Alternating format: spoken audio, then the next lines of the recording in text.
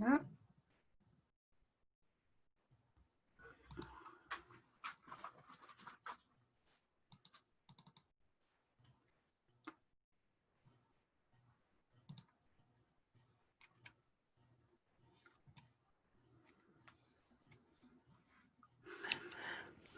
Great afternoon, Ms. Green. How are you today? I am doing well. How are you doing, Sarah? I'm doing awesome, awesome. Good. I am. What can you see right now on the screen? Your screens is saying Midlands REIA tonight schedule.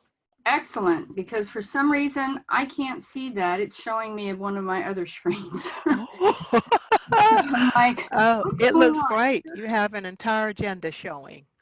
Okay, Hmm. excellent. Wow. How have you been? Been a Great. while. Great. I know it's like, gosh, I don't know when I'm gonna get to put on clothes again. Almost. You know, for that outside world, zooming, you might be like the rest of us, run and put on a jacket and that's it. Yeah, yeah. That's the fun part. But you know, I've been doing great because truly, at my age, I've been somewhat, you know, concerned with the age range. You know, Yeah, yeah, so yeah. I've been in a lot. My 91-year-old mother-in-law who has rheumatoid arthritis lives with us, and both she and my husband have heart conditions, and I What? have lupus. So we are Oh, all you're considered kidding. risk. The way you get around and looking at you, so you're managing your pain through diet? Both diet and medication, and I actually have what I consider a very mild version of lupus. Wow. I'm blessed in that, but Oh gosh, yeah, Green. I just started in January with a new eating plan to help, and it has made an amazing difference in the arthritis pain. If I can help you any, you know, feel free to call me. I always say I'm a fibromyalgia survivor. Yes. You know, early on they didn't know whether it was lupus, MS, chronic, you know, all of those. Yeah, Um, fibromyalgia is even harder to diagnose than most autoimmune. I went years, Yeah, years, and when I tell you a low point in my life, I mean the lowest point, divorce, bad divorce, all of that, none of that came to where I was, the unknown of health, you know. yeah. But I'm gonna tell you, if you feel it's a value, look at that diet they're providing you, because Deanne, the reason I'm walking and talking and moving around today is because I learned how to manage it through diet. Yeah. And I was not privy to doctors who were somewhat non-traditional. Don't get me Well, wrong. yeah, the doctors aren't taught Th- nutrition. They, they, and I fought. I even had a friend to drive me to North Carolina. I couldn't even walk to the mailbox. Yeah. And Catherine Nelson, God bless her, she drove me up there to an alternative person. And when he got through with this, that, and the other, and saying, looking at diet, I got to where I stayed up 24/7 with my light on the computer. Yeah. And now to this day, I'm off all meds. I've been off meds for Oh, years. that's I fantastic. manage it through diet.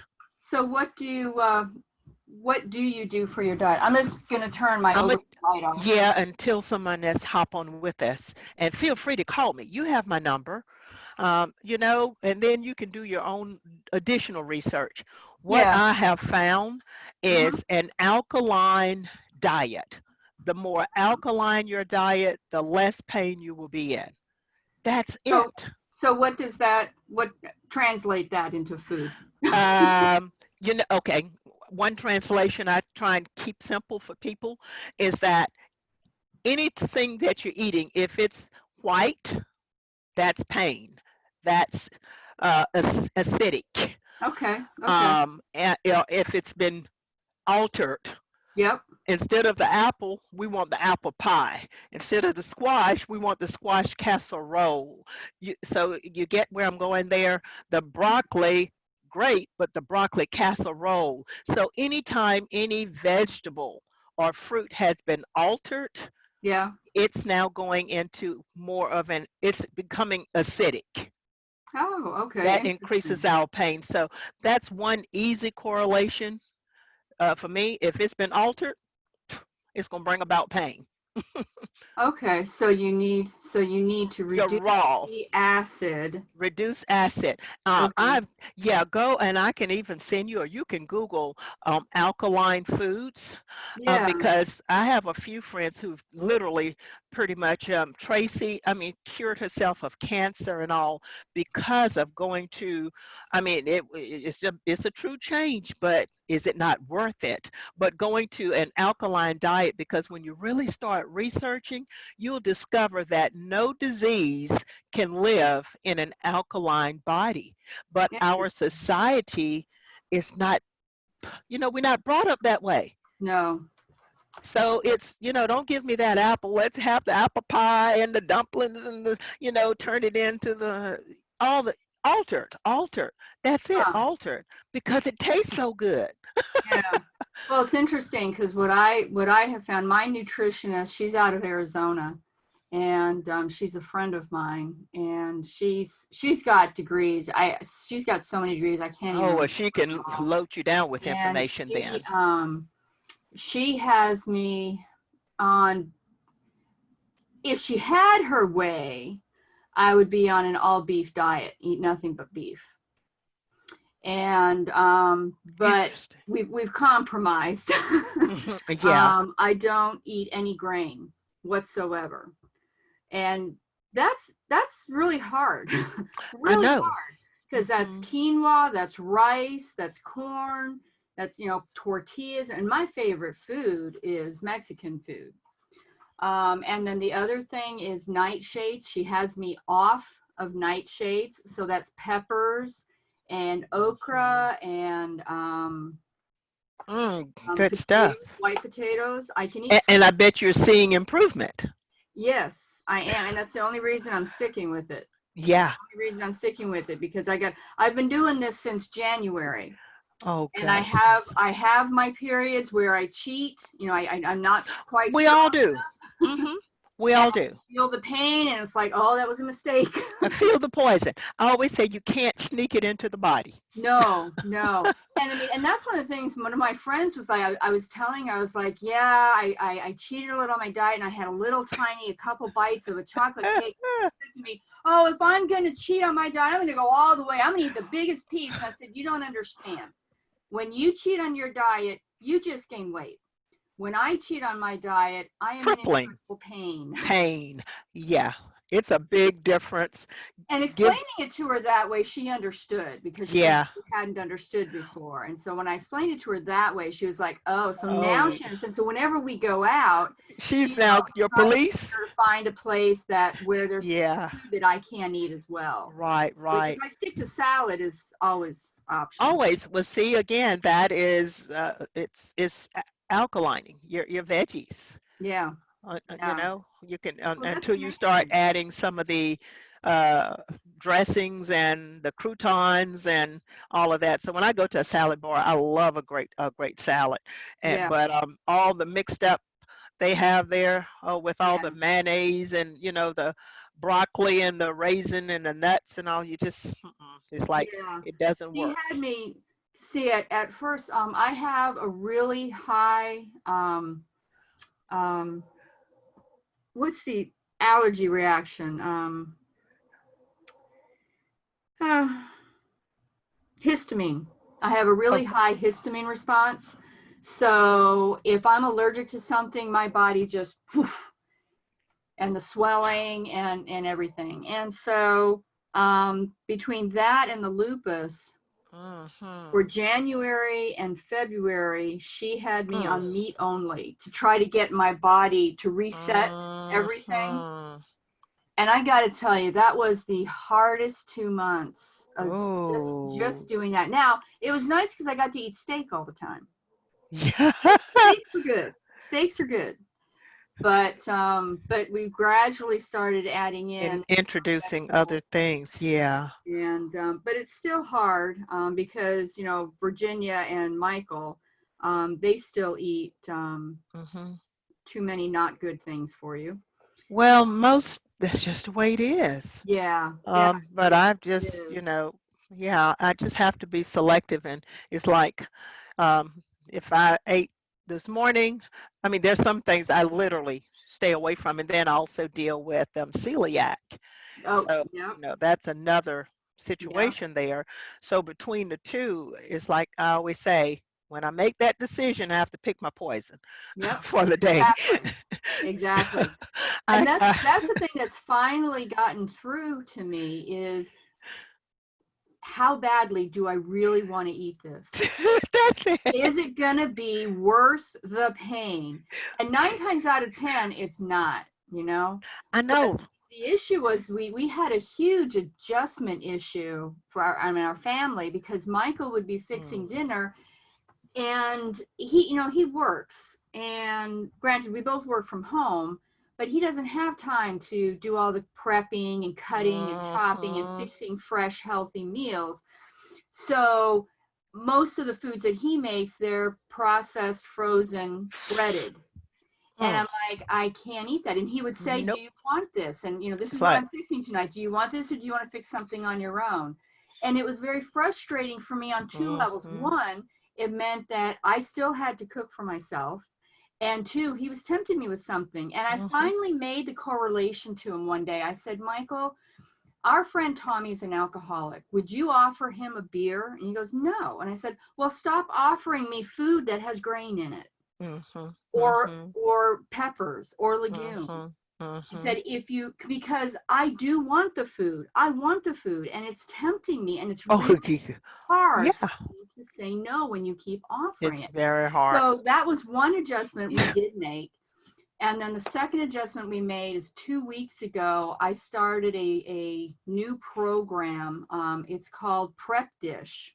I found it on Facebook. Wow. And it's a meal plan where they create menus, and they can be specialized. They have paleo, they have keto, they have gluten-free, they have, they do have a couple Mm, specialties.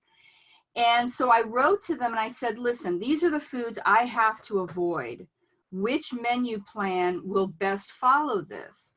And what she said, I didn't realize, paleo is what fits because paleo has no grain in it. So I've been doing that, and that's it has made a huge difference. And I told awesome. Michael, I will fix dinner Monday through Thursday. Friday is leftover night. You cook Saturday and you cook Sunday. Fair enough. And this is our third weekend. It's going well. Hi, Yes. Guido. Welcome to the call. We'll talk later.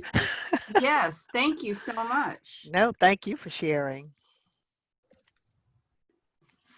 Good evening, Tom. Welcome to the call. Wow. Everybody, I think, is muted. Let me see here. I think I can unmute.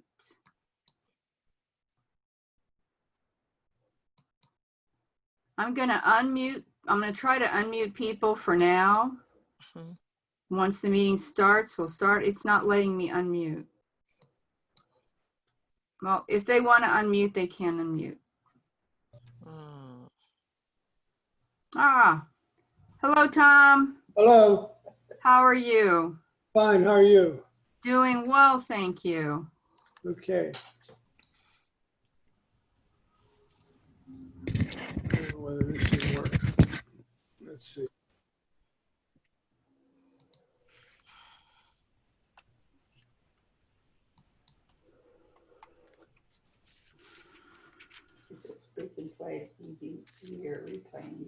No, I don't have to put. No, now you There got, we go. You need a light in front of you. no, well, I don't have, there. There. Well, Yeah. yeah, Better, but I don't know what happened there. it moved. Your hand proximity is what's when your hand is up close. There Yeah, that reflects the light and then puts it on there you go. in the dark. It's like growing up. Dad gets the rabbit ears just right and say, okay, you have to stay and hold the rabbit ears like that. That's right. Not many people would understand that story. I do. I do too. Oh, not to mention the hanger. I don't know if you know about that. Yep. I'm really out there with dating. That Yep. hanger is like, wow. Tinfoil. Oh. All right, we've got more people joining us. We'll wait a few more minutes to let people come on the call. Can everybody see my screen okay? It should say Midlands REIA tonight's schedule. Yep. Yes. Thank you. Good, good. You can move that light forward a little bit. That's for chest. Yeah, unfortunately, my computer is not new enough to be able to do the fancy new Zoom background, so you get my messy office and all my books. You're just fine.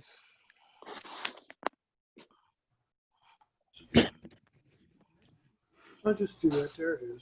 Whoops. That's not any different here. No. I don't know what it is. Let's try it this way. All the lights. Put it back on this chest. There you go. There. That's There you go. nice. It's the windows behind you. That's what's throwing it off. We'll turn the overhead light on once. Let's see what that does. Can you close the blinds behind you? It's already closed. Okay. Yep. Oh, There you go. The other one? I don't know. You want to go where the lights on? No, you can turn it off. That's better. Turn that light off. It'd probably be better yet. There you go. By Jove, I think you've got it, Tom. Yeah. A little better. So how many engineers does it take to get Zoom to work? For sure.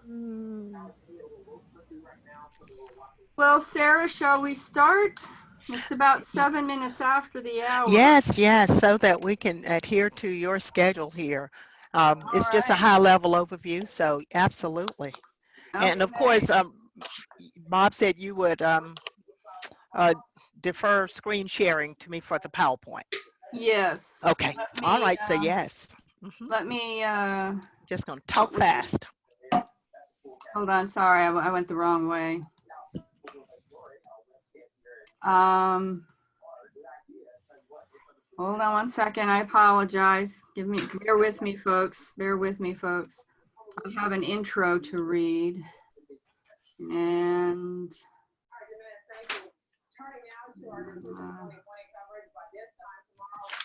hold on. Okay, so my intro.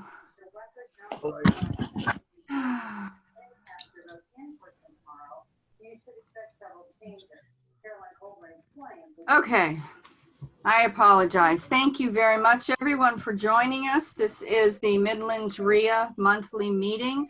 My name is Dean Louise Green. I am subbing for Bob Kim tonight. Our first session tonight is on how to obtain legal protection from licensed attorneys at a low monthly fee. We'll hear this from the Legal Shield Regional Manager, Sarah Mitchell. Sarah has been with Legal Shield since 1998 while still working at Bell South. She left her job at Bell South in 2001 to represent Legal Shield full-time and has saved tens of thousands of dollars in legal fees by using Legal Shield for her personal and business legal needs, and now shows others how to do the same. Please welcome Sarah Mitchell. Okay, great, great. Thank you so much, Miss Green. And I'm working on this, the screen sharing. Yep, I'm working on it. Okay. I did it wrong. I forgot. It's all good. The election commission says 40,000 absentee ballots have still not been submitted. You have until tomorrow at 7 p.m. to return the ballot to your county's voter registration office. I'm making you co-host. I think that will do it. Okay, I'll go in and make an attempt here. Yep, that did it. Awesome, great job. Okay. Okay, let me. As co-host, everyone. would you like for me to just go ahead and mute everyone?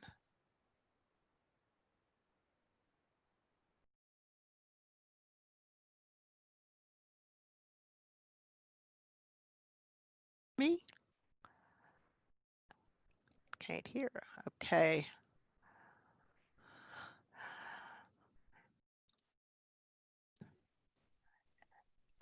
Can you hear me, Deanne? Sarah, yes, yes. I'm sorry. I Okay. actually muted everybody. You're all set. Okay. All right. Well, I'm going to go ahead with the screen sharing.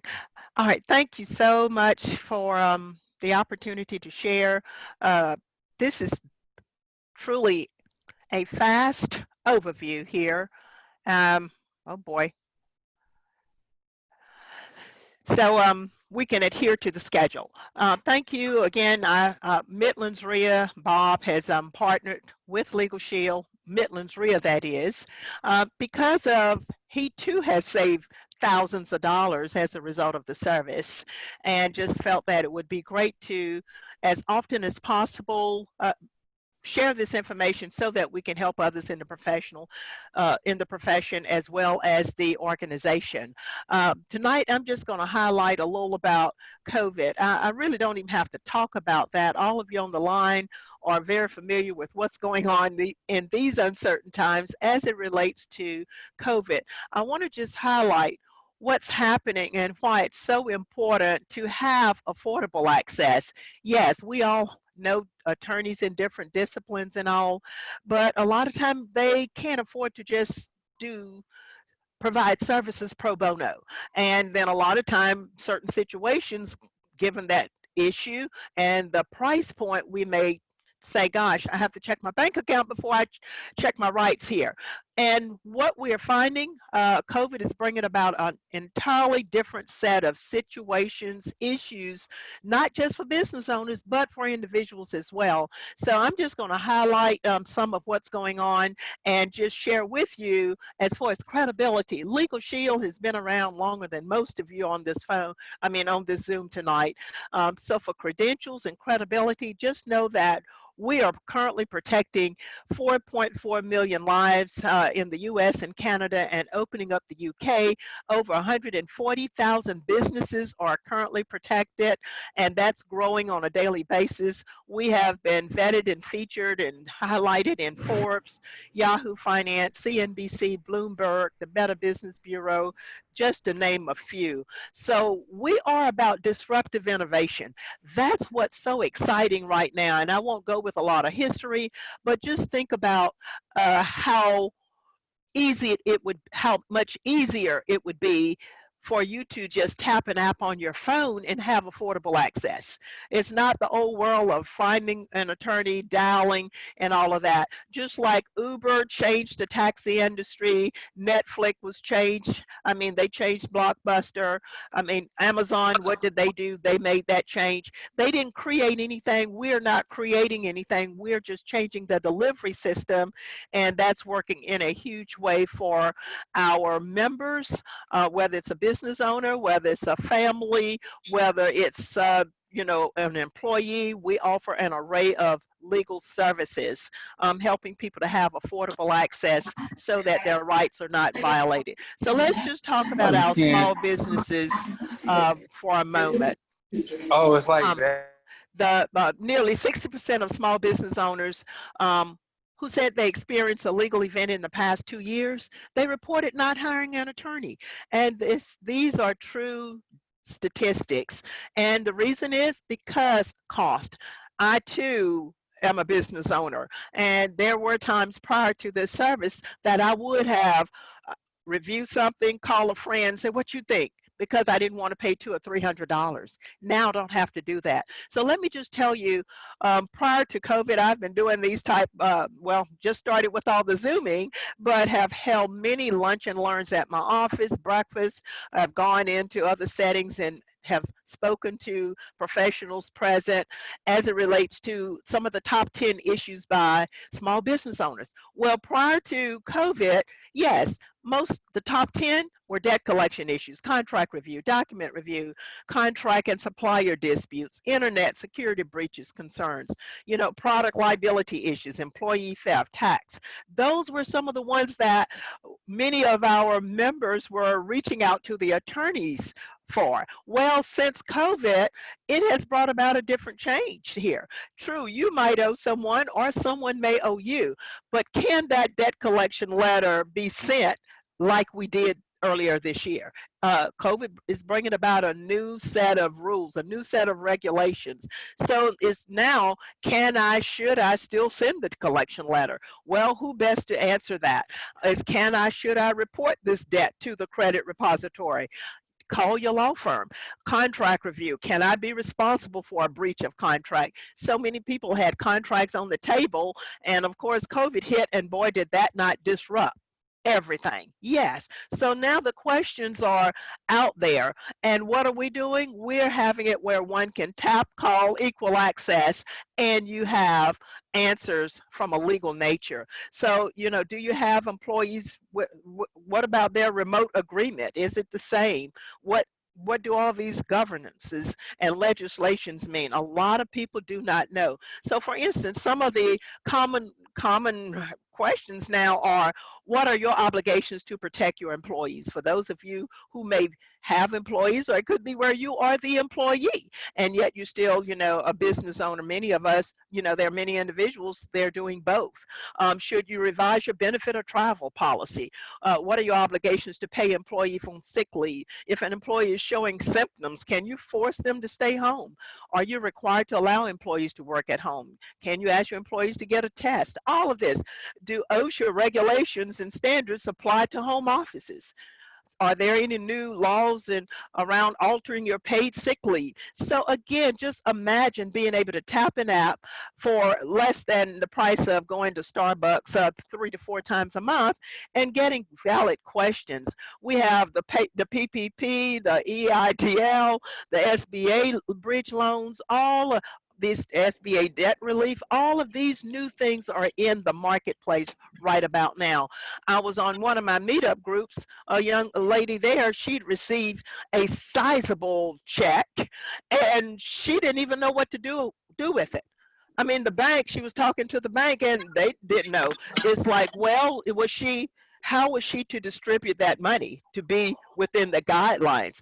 Call your law firm. So that's what we are, where you can reach out to Bob, reach out to me. If you reach out to me, I'm just basically the mouthpiece for Midlands REIA as it relates to the Legal Shield side. I basically educate, help with onboarding, and of course, Midlands REIA is getting the recognition and the credit for you protecting your business. So if you can see the screen, many of you are on Zoom, you can see we have 3 tiers, a small business plan, 10, 50, 100. You can take a screenshot of that, or I can send that to you by way of text, or Bob, we can provide you that. But you can see, you can protect your business for as little as $39 a month, $89 a month. And when I have attended many of the REIA meetings, we find a great sweet spot for many attendees is our home business supplement. And that is such a huge deal, family. Please, please call and allow me or Bob to provide you more information on that, because just imagine protecting your family for $24.95. You can write that down, $24.95, and I'll highlight what that is. And on top of that, you can add a rider, just like if you would add a jewelry rider or fire protection rider to your policy. This is the concept. So for $9.95 a month, you can have business protection there in your area, your line of business. consultations, unlimited. Debt collection letters, I mean, they provide you X number, up to 3 debt collection letters per month. Whatever the attorneys retain is yours 100%, not going through a collection agency. If you have contracts there between you and others, you can just pick up the phone, call your law firm. They review up to 3 contracts or documents per month for that same flat $9.95 added to your $24.95. So in essence, what you're looking at is $35 a month that's giving you business protection, Schedule C, Schedule E. That's huge, because if we are audited, I'm a business owner as well, that's what they're looking for. So just imagine having a tax attorney there to assist you. Just fast forwarding, there's more there, but I just want to highlight. COVID is bringing about an entirely different set of identity theft issues. Identity theft is on the rise as a result of COVID. Promise you, there are many now, whether you're an employee or an employer, individuals are securing monies and funding and under your EIN number or under your social. It is so sad. So many people have already discovered that individuals have applied for unemployment and they are still working, but someone applied under their social security number.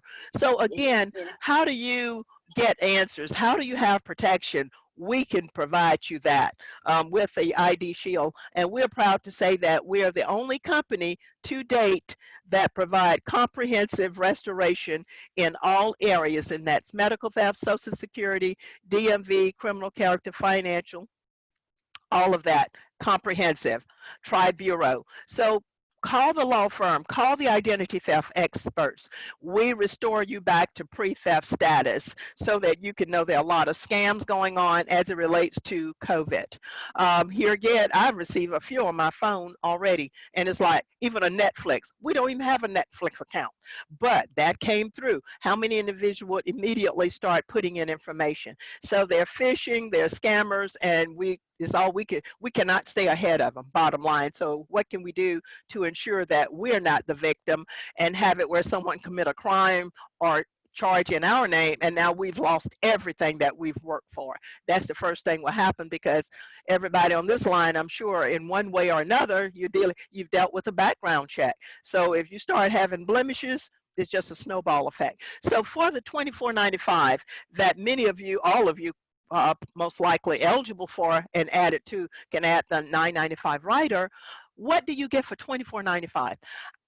Unlimited telephone consultation as it relates to personal. As you can see on the screen, you tap the app. Now you have personal legal advice for you, that significant other, or your spouse, all of your children living at home up to the age of 26. They are covered. If they're away in college, if they are deported, they're covered. If you're the guardian of a child, that child is covered up to age 18. If it's a child with a disability, regardless of age, they are covered for that same flat $24.95. I've used them for a dispute in at a resort there in Hawaii. I've used it for them to review a well, it was for a lease purchase agreement, and of course that certainly wasn't written in my favor. A friend of mine just had them to review buy here, pay here type auto purchase, and the front part said 5.9%. On the back, the fine print, the attorneys point out it was going to be a 14% interest rate balloon at the expiration of 24 months. How many others walked off that lot, not reading, not knowing, and paid that elevated interest rate? So you're looking at all of that contract review, personal contract review, IRS audit representation, civil suit. We even cover family domestic services. That's a component for that same $24.95.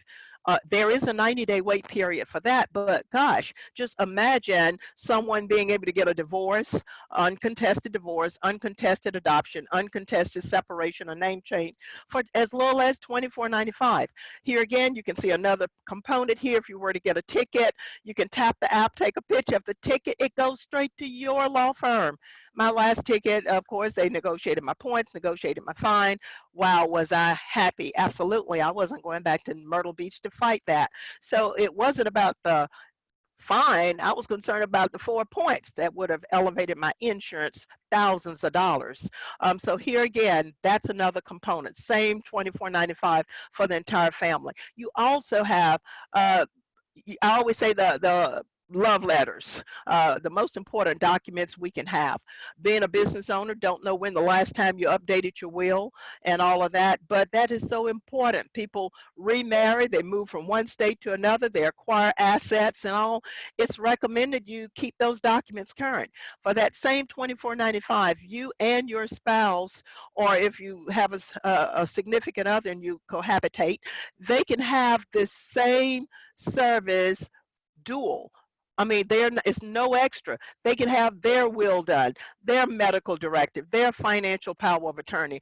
You know, looking at those estate planning pieces, especially as you acquire and do what you do in your industry, if COVID has not brought to the mind, should be top of the mind for all of us, what do we have in place? How current are those documents? So I just want you to know that those are a component. And if you were to go to any attorney at this point and ask, how much would it cost? How much would you charge me to provide me a living will, last will and testament, healthcare power of attorney, durable power of attorney? I promise you it's going to be common money. So here, what are we doing? We're removing that for one flat monthly fee. So 24-hour emergency access, that's a huge button. What would you do right now if someone knocked on your door with a warrant for your arrest? What would you do? How would you handle that? Well, what do you think when you say, well, hey, that's not me, I haven't been out in 2 weeks? They're just going to buy that? Not necessarily. That's what most people would say, not me. But if you can pick up the phone right then and make a call and have your law firm on the phone, that could change that scenario right then. Other services highlighting, we have 25% discount if it's pre-existing bankruptcy. It could be DUI, contested adoption, contested divorce. If you're like me, yep, I like discounts. So you have that. There, as I shared with you, the identity theft, it's extremely comprehensive. We don't just monitor the financial aspect, we monitor the dark web, the credit, the what you call it, all the criminal aspect, the payday loans, all of that is being monitored for our members. So it's the U factor. We offer commercial driver's plan. Many of you may be a commercial driver in some aspect, or you know someone. We can cover those individuals. A lot of people are doing side jobs, part-time, Ubering, Lyft, Uber, Lyft, or it could be Papa John delivery. That should, God forbid, but should an accident happen in that scenario, that is not necessarily a personal vehicle. It could fall up on the commercial. So how can we help those individuals? So we're, as Midlands and REIA go about educating, we're asking you to share this information with others and refer them even on the website. Here again, we have, you may be a carrier. We have a gun owner supplement. That is huge because, as one attorney shared with me, he said, anytime a bullet is fired, it has an attorney name on it. And whether you're guilty or not, it could be self-defense. You have a situation. So what if you could have an umbrella of protection in that category? And for all of us, all this is a write-off anyway. That's the exciting part. You have the best of both worlds. You can just have the protection, peace of mind, security, and writing it off. It doesn't get any better than that. Also, it does get a little better because we have perks. And with the perks, you are saving so much. I have saved from restaurants to hotels to car rental. I mean, this all-in-one that I have here on my home desk, it was like $8.99, and I got it through my perks. It went into Best Buy, was $6.02. Webroot was through the perks into there, attached that discount and the Microsoft Suite. I saved $500+ in that one transaction. I mean, sent some flowers not too long ago, and that was discounted 20% FTD to a friend of mine in California. So the savings goes on and on and on. One member just texted me that they rented a car and it was going to be $39, went through their perks and it was $12 per day. So that's what we're looking at. So just keep in mind, highlighting and recapping, for as little as $34.90 a month, you can start at that point with family protection and that home business supplement, which is huge. Then you can consider looking at the ID theft, which is $14.95, Tri-Bureau if you're single, or $29.95 if it's a family. That's Ms. Green. I'm going to just conclude with that, saying please, please reach out to Midlands REIA. If you can see the screen, the last screen here, call me, Sarah Mitchell. I'm right here in Columbia. Bob and I work extremely close together. 803-622-5334. Also, we have a live COVID resource library. If you would like for Midlands REIA to provide you that library, we can do that by request. You can reach out to Ms. Green or Bob or myself, and we can send that to you. It has information there for business owners that's relevant to the business community, as well as the family, you know, the individuals. And it's updated by the attorneys daily. So you're getting real-time information, because COVID, even after all the lifting and things change, we'll never go back to it's going to be a new norm. And basically, in my opinion, there will be questions, and of course, who better to get answers from than someone who is current with what's going on. So Ms. Green, I'll conclude by saying thank you so much for the opportunity to share, and I guess you just mute me out now. Thank you. Okay. Thank you very much. I appreciate your talking tonight, Sarah. Sorry, it's hard for me to talk and do things at the same time. Okay, everybody, we are going to move on to the next phase of tonight's meeting, which is the REIA introduction. Here we go. Do we have any deals or presentations? We have 15 minutes. If you have something you would like to share, I just need you to send me a chat or raise your hand. Let's see, where's the chat screen? Where'd the chat screen go? My chat screen went away. I believe everyone can unmute themselves, but please only unmute if you are going to be talking. Okay, good evening. Anybody have any deals to present? Okay. I will be presenting, not tonight, but I will be posting in Facebook a couple deals that I have. One is a mobile home that will need to be moved potentially. It is currently on a rented lot in a community. And then I also have a cute little cottage that is down on St. Helena Island. So everybody take a look at the Facebook page this week. Keep your eye on it for any open deals. There are other investors that have been posting there as well. Okay, moving right along then. Here's our liability disclosure. Midlands REIA assumes no liability responsible. We are not lawyers, accountants, professionals in that capacity. So please note, we are only making suggestions, telling you about what has worked for us. Always consult a lawyer on your own, consult an accountant before actually doing anything. Do your own due diligence when researching a property, and make sure you do your homework. Next. Why isn't this working?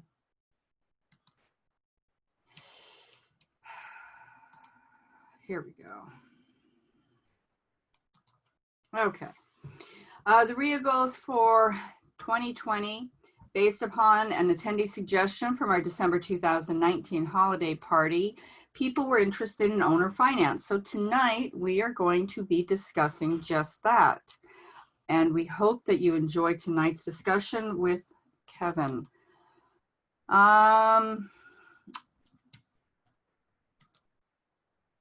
let's see. Okay, there we go.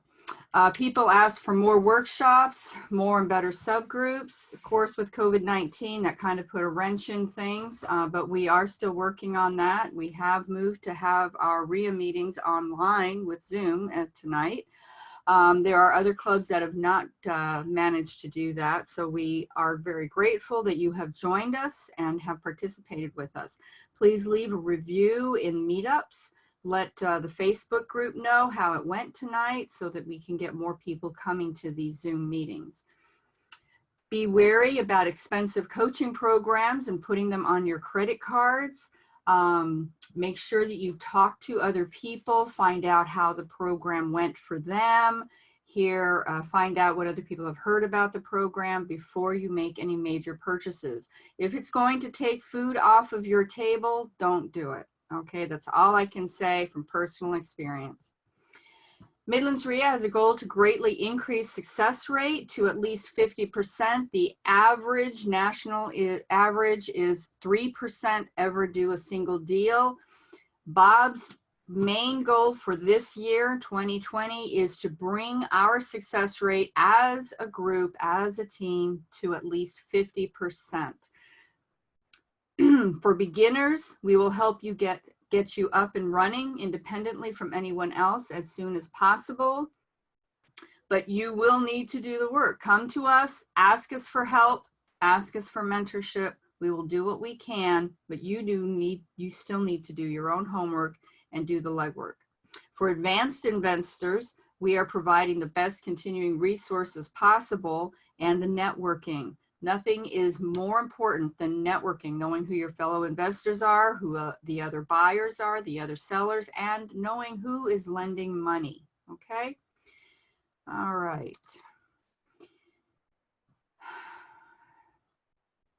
Let's see here. Okay, the compound effect. A lot of times the real estate, it's easy to do, but it's also easy not to do. There's a few simple disciplines practiced every day over a long period of time, and you will see success. You need to be consistent with your efforts, and you need to remember to give at least 3 to 6 months of hard work before you'll probably start seeing any results. Keep in mind, mistakes will be made, but mistakes are how we learn. So mistakes are a good thing. They're okay. However, if you want to reduce the number of mistakes that you make, remember to ask for help. Find a mentor, someone who is successful, find out what they do and do what they do. So how does Midlands REIA help the average investor? We offer an abundance of resources, we provide great networking, and we give the best training possible. We always seek to improve and adapt, and we learn and teach the best practices for local investing. Annual member benefits overview. We give discounts to national vendors and supply houses such as Home Depot, Staples, Office Depot. Discounts on Midlands REIA trainings and workshops. We have no door fee to the general meetings. We have access to the members area with local cash buyers, with lists, documents, videos, and other resources. We can provide close guidance for deals. This is a Midlands REIA benefit only. This is not a national REIA benefit.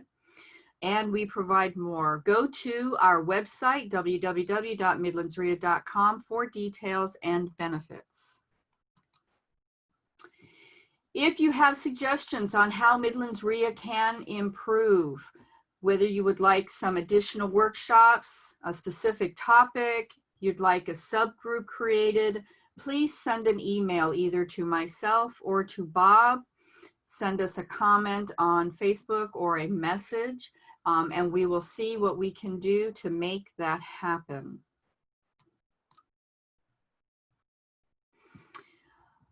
Our local deal making group is tinyurl.com/Midlands REIA Money Mastermind in Facebook. If you just Google Midlands REIA Money Mastermind, you should find it. That is where you can post your deals. If you are looking to sell a property, if you're looking to buy a property, if you're looking to lend money, if you need money from a private lender, post it here, okay? And if you have any questions about what can or cannot be posted, just contact me or Bob. This is the website for the Midlands REIA Investors Association. You will log in here in the members area. And in the members area, once you log in, you can get to the cash buyers list, show the last name, first name, and their phone number. Now, in order to have access to this members area, you must be a paying annual member. So if you want to become a member, contact either Bob or myself, and we can process your application.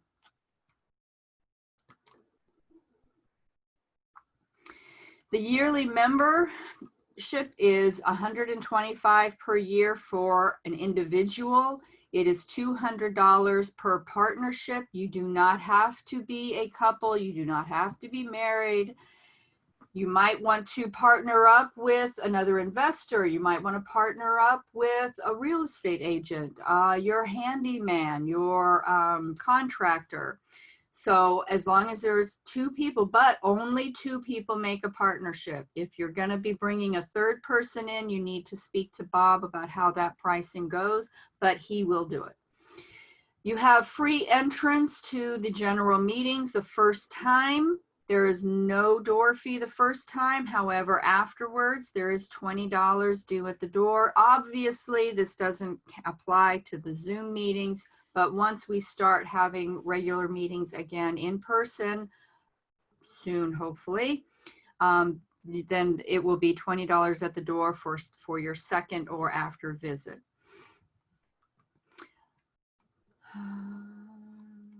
Here we go.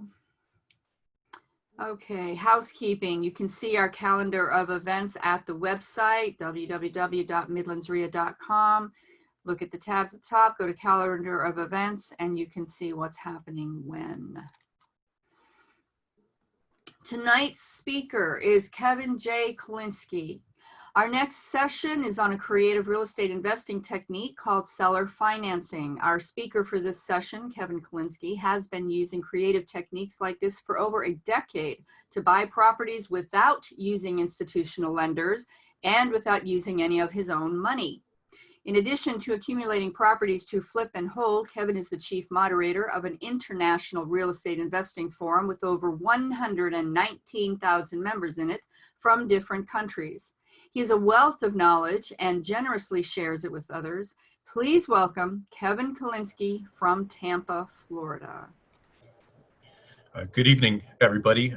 There is one small housekeeping item I'd like to mention there. I believe Bob was kind enough to write the introduction for me, and I have never flipped a home in my life. I would be the last person you would ever want to ask for advice on that, with perhaps the exception of my friend Pete Fortunato. As Dean Louise was kind enough to introduce me, and by chance, do you have the slides that Bob sent to you? Yes, give me 1 second. I'm working on pulling it up. No worries. Second.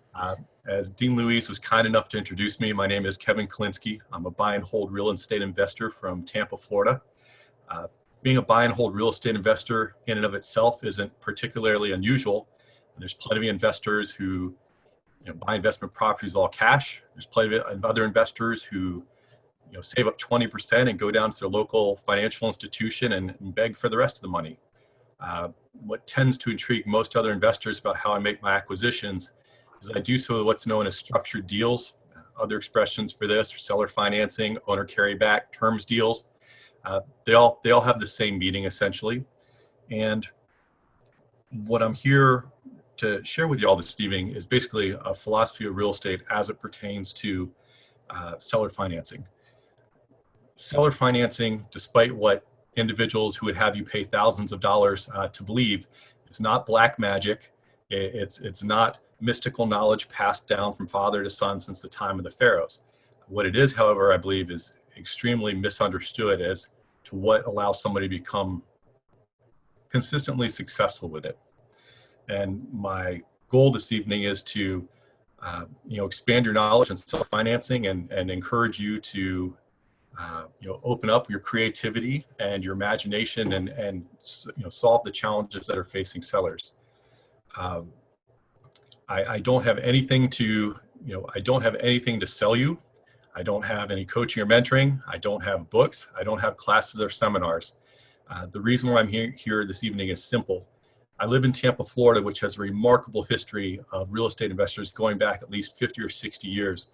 And those investors, even those who are still 70s and 80s and still actively investing, they're extremely active in assisting those of us, in the investing community there with their knowledge and their time and sharing. And the best way that I know to honor them is to pay that forward. And when I find a wonderful group like yours, and Dean Louise will tell you that I've actually attended the meeting last year up there, and I know Bob was, I wanted to take the time to one day come up there and have a discussion with you all about seller financing and see if I could, give some people a path that could help them.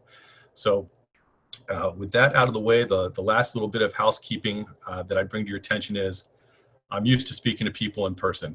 So doing this across a webinar is a bit strange to me, primarily because I typically don't use slides. I just kind of go. And the other part of that is when I'm in a room with people, I can see your expressions, I can read your body language, and it gives me an idea if someone has a question or a statement they'd like to make, or even if they disagree with me. So what I'd ask from you all this evening is I'd ask you to help me. If I make a statement or an announcement that you agree with or want to add a comment to, whether you would like to ask a question, whether you disagree with me, that's completely fine too. Just make sure that you get my attention, or someone who can raise the hand here and we can chat about this, because I think the worst thing that can happen is not to have discussion, not to have discourse, and in that regards, not create knowledge for the room at whole. So with that out of the way, if we could please move on to the next slide.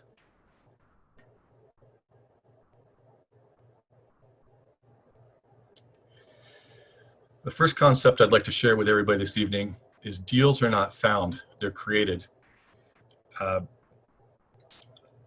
In my experience and the way that I was taught to view real estate investing is this gets mixed up a lot by a lot of people who teach seller financing. They focus so much on the technique when the technique is but a small part, and quite frankly, not the most important part of being able to have consistent success with seller financing. Deals are found because you take the time to show an interest in somebody else, and because you take the time to care. What you have to realize is every seller out there has a unique set of circumstances that are leading them to sell their home or desire to sell their home. And we don't know what that is. These people who are selling their homes that we're communicating with, they don't care what real estate's doing nationally or regionally, statewide, citywide, even in their own neighborhoods. They care about the circumstances that they're in and how can we help them. So the first and most important part of seller financing that I believe is overlooked, and that I would encourage you to do, is take an interest in other people, care about what their situation is, and begin to recognize the opportunity that's available to both you and the seller. When you're technique driven, you're typically not listening to the seller at all. You're not being solution driven. What you're doing is you're just essentially throwing something against the wall, such as, well, I'll give you $10,000 down and $600 a month for 20 years. You are not going to achieve consistent success with that approach. So the first part, seller financing, that I would encourage you to begin conceiving of and working towards, is when you sit down with a seller, when you meet someone who wants to sell their house, take a genuine interest in them, care about their situation, and ask, why do you want to sell such a nice house such as this? And that's a great way to start the conversation and find out and discover what it is that they need by selling their house. Dean Louise, if you'd be kind enough. Real estate's a collection of benefits. This is important to understand. Most of us, when we hear the word real estate, at least when we first begin, is maybe we think of land, maybe we think of improved real estate, such as land with a structure built on it. And what we have to recognize is that real estate has many, many benefits that can be distributed to both the seller, to ourselves, and other people. And by listening to the seller, going back to the first step, understanding their situation, we can then start to learn and understand the benefits that they're looking for by selling their property. If we can figure out a way to convey the benefits that the seller wants to them, we can then keep the remainder of those benefits for ourselves. And I've yet to meet someone who gets upset if you make a little money or make a little profit if you help them achieve what they want. Now, if we were in a room together, I'd probably start asking, and let's see how this goes. But what are some examples of benefits that can be conveyed via real estate that you can think of? And I don't know if there's a way that anybody can, raise hands or put in the chat or can be unmuted to make a couple suggestions here. And this just may not work well because of the nature of how we're having this discussion, unfortunately.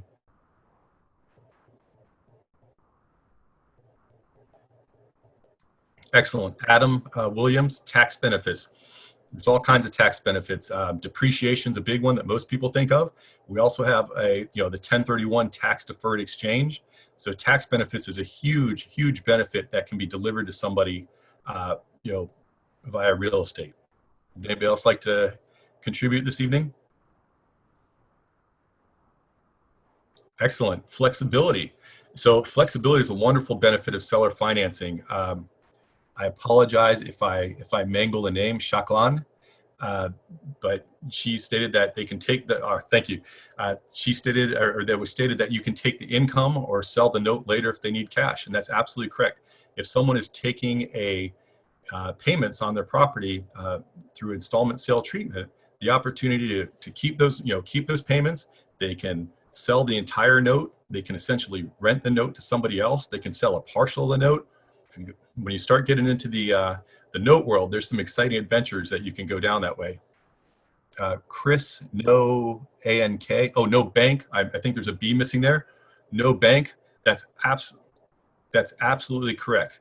So huge benefit of seller financing, which I'll also actually touch on later. You guys are nailing some benefits that I actually wasn't gonna mention. So you're doing fantastic. Is when you're dealing with an individual, a person, understand that every aspect of what you're discussing, what you're formulating with them to help both them and yourself is negotiable. That can be interest rate, that can be down payment, that can be terms of loan.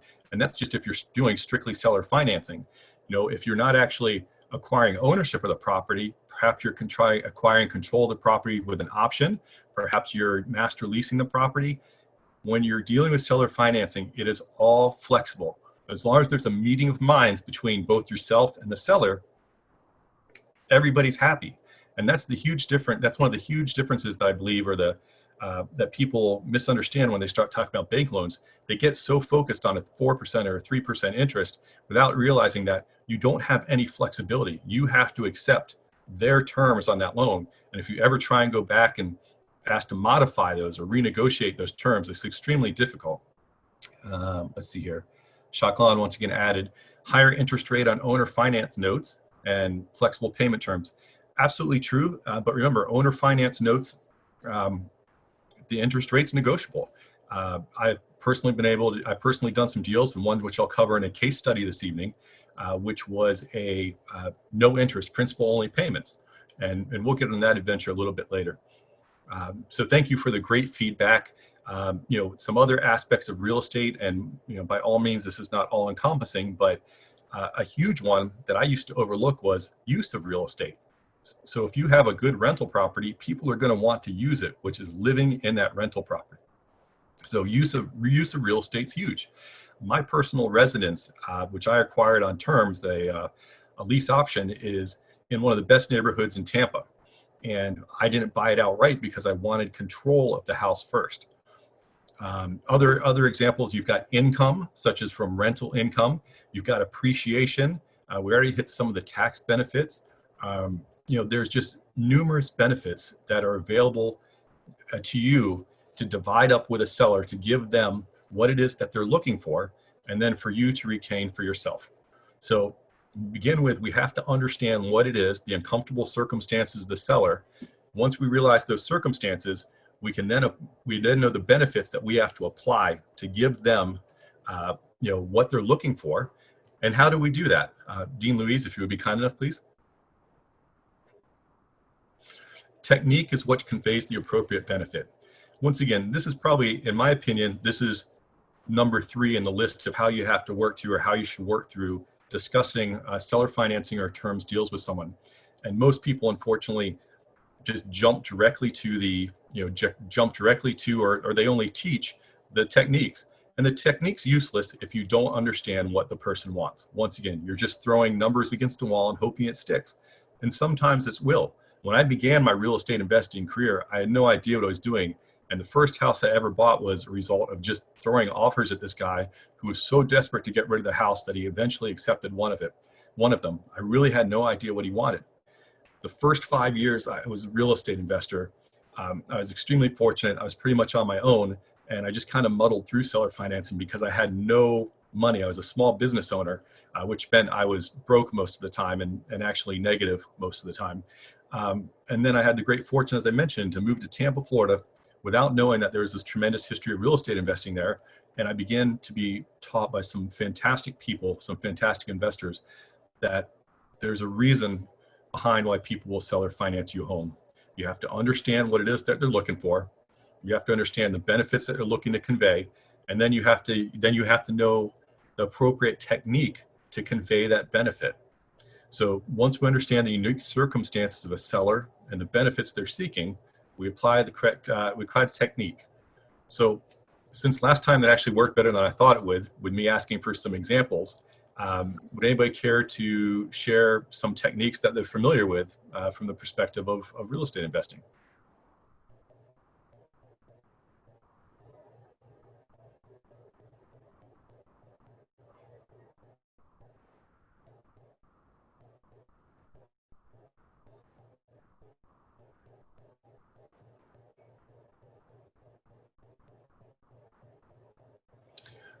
All right, I'm not seeing any responses right now. So let's take a step away from what we think of as traditional seller financing, where somebody receives X amount of money down, perhaps, and payments and interest in that. If I wanted to control a property, if you wanted to control a property, if someone did not want to sell you a property, but was willing to give you the right to buy that property at some point in time in the future, what is the technique that you might use? Dean Louise, so subject to is the technique. So if you're buying subject to, you would actually be taking title to the property. In the scenario that I proposed, we were looking at if you just someone's wanting to give up control of the property, and we could secure control with an option. Now, when Bob and I first met, I didn't realize that South Carolina is a little goofy in how they handle lease options, and that they are essentially, so you give somebody a lease option that you have to foreclose on them, that the magistrates there will absolutely not, even if you come to them allegedly with a contract for option, whether you come to them with a lease on one document and an option on another, that they essentially say you have to foreclose that person. So I understand why in South Carolina that y'all choose to use subject twos a lot. And subject to is absolutely another technique. Another technique that you can use to acquire property. You have to realize that most of us think of subject to as being specifically related to the loan on the property, the debt on the property. And it's important to remember that pretty much every property that you buy, even one that's free and clear, is subject to in some way, shape, or form. If you don't pay it's subject to you paying property taxes. If you don't pay your property taxes, well, your home's going to be sold at a tax deed sale. It's subject to you. It's subject to you making sure that the property is properly maintained, or you're going to get some fines. So subject to, while traditionally used to describe buying a property, taking title of property with an existing loan in place or debt in place, and it could also be used if there's liens against the property. You'd be taking the property subject to various liens. So that is, that's absolutely another technique. Another technique that is popular is master leasing. And if someone came to you, maybe a tired landlord, and they didn't want to sell the property, what you could offer to do is to take over, essentially take over management of that property.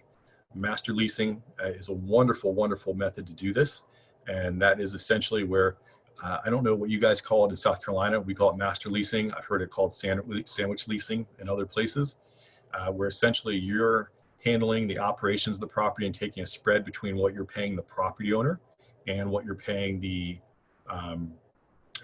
what you're taking in, from the renter, and in turn what you're paying the property owner. And there's several different ways to handle master leasing as well. If you guys ever have the opportunity to listen to a gentleman by the name of David Tilney, He's in his 70s now, and he is probably the best, teacher of that concept alive today. Let's see here. Dean Louise, if you'd be kind enough.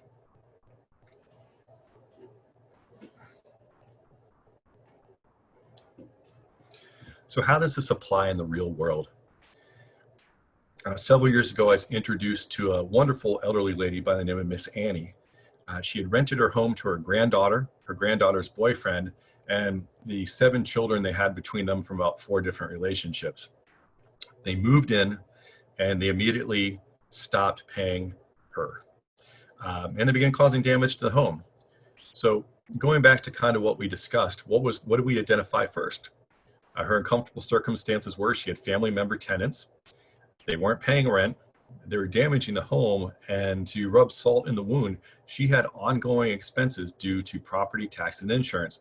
So as an elderly woman on fixed income, she was losing money each month. And what you have to understand is the reason for somebody selling isn't always financial. This particular house, Miss Annie had built with her husband. She had raised her children in it. It was emotionally damaging to her to see this house slowly being destroyed, not just by a renter, but another family member. That hurt her much more than the lack of money did. And to give you an idea that the sweetheart deal she had given them, the house probably should have rented for about $1,200 a month. She was renting it to them, or she had attempted to rent it to her granddaughter and her boyfriend for $300 a month, just enough to cover property insurance and taxes. So when someone moves in, pays you $300 once, and then promptly stops paying you, not a very good tenant. Dean Louise, would you please?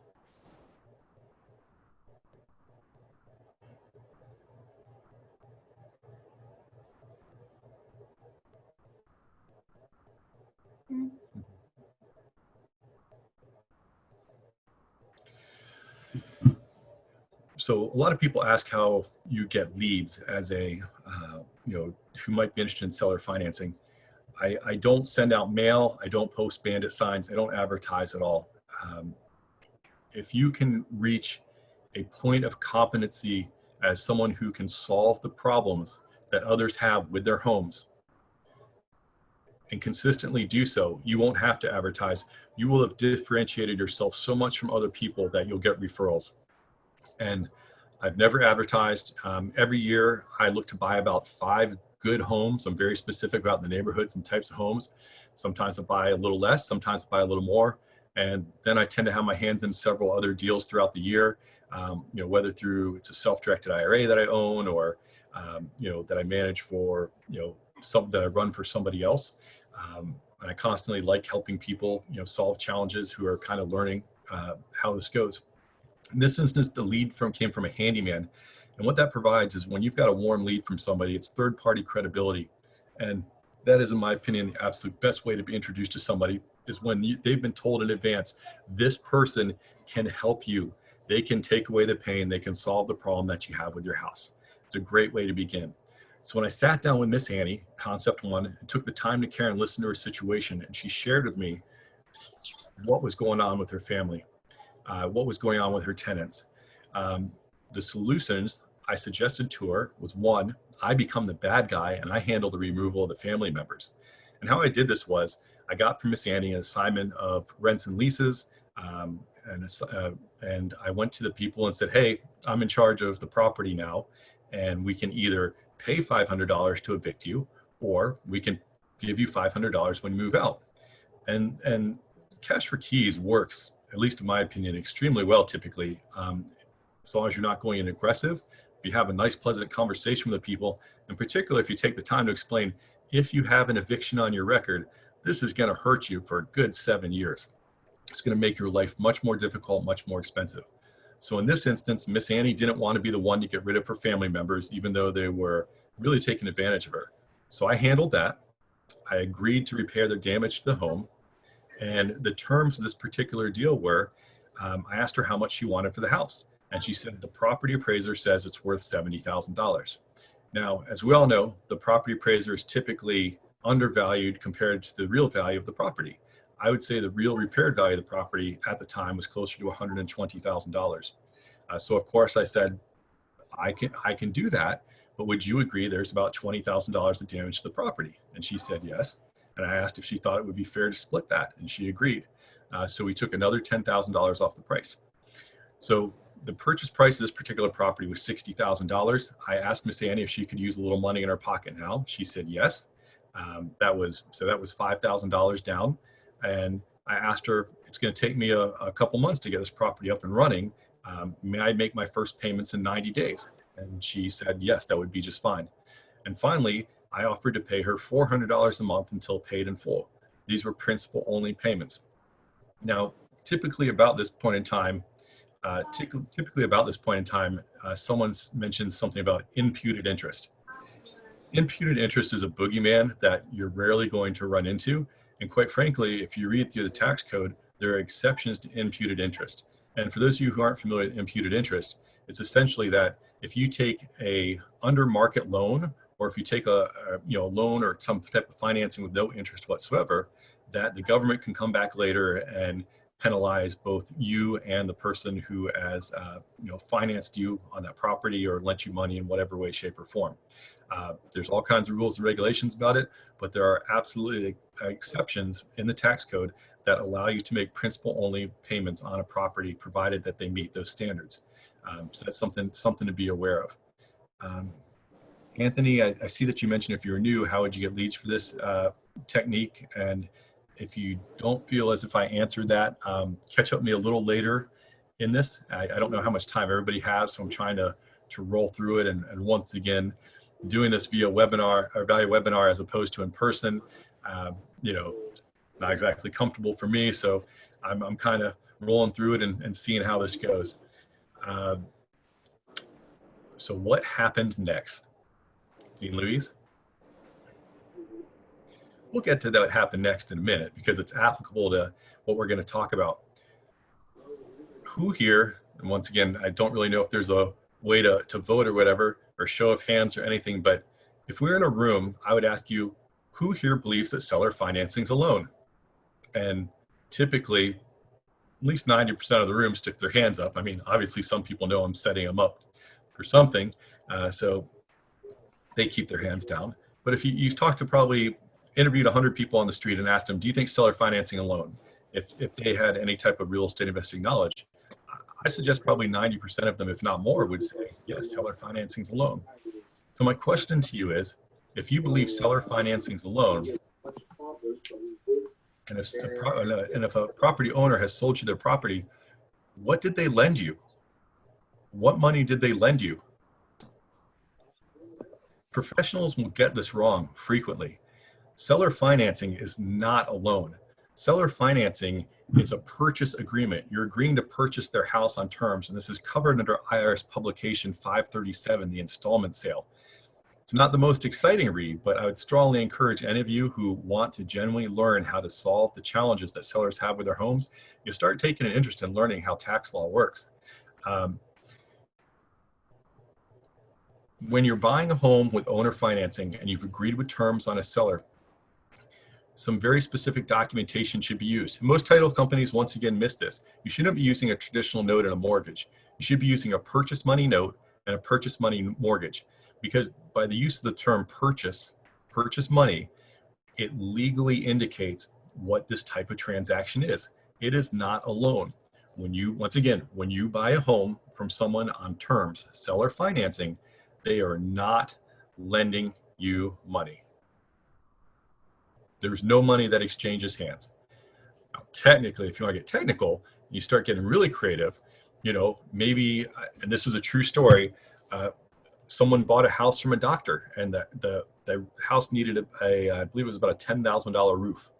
And so the doctor, even though he sold the house on a purchase money term, a purchase money note and a purchase money mortgage, which is essentially allowing the buyer to acquire the property on payments, he then did loan this particular investor another $10,000, and that actually was a loan, to put the roof on the property, because that's how bad the doctor wanted to get rid of it. So if a seller is not lending you money, it is not a loan. Seller financing, not a loan. Big concept. I had to wrap my head around that one when I first got started because I wanted to argue it. And then as I became more educated, I realized that's actually true. Dean Louise, if you'd be kind enough, please. This is where I was going to make fun of Bob, but Bob unfortunately could not make it this evening. This is what they put up to advertise the seller financing aspect of this meeting. And I wanted to strangle Bob once I saw this, because obviously I'm going to be talking about seller financing is not a loan. And what do we have here but a nice little graphic that says, buyer purchases real estate, seller provides loan, buyer will pay monthly with interest on loan. And if you've been paying attention at all to anything I've said, you know that one, seller financing is not a loan, and two, you don't necessarily have to have the purchase agreement, the money that you're agreeing to pay an individual who you're purchasing a property from on terms, to involve interest. So that was my little make fun of Bob, but unfortunately he's not here this evening. Dean Louise.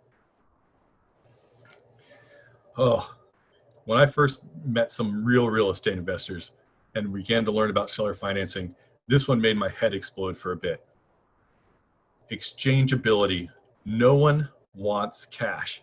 And somewhere out there in the internet world, someone's head just exploded as well, because instantly the reaction is, well, of course they want cash. No one wants cash. What they want is the exchangeability of cash.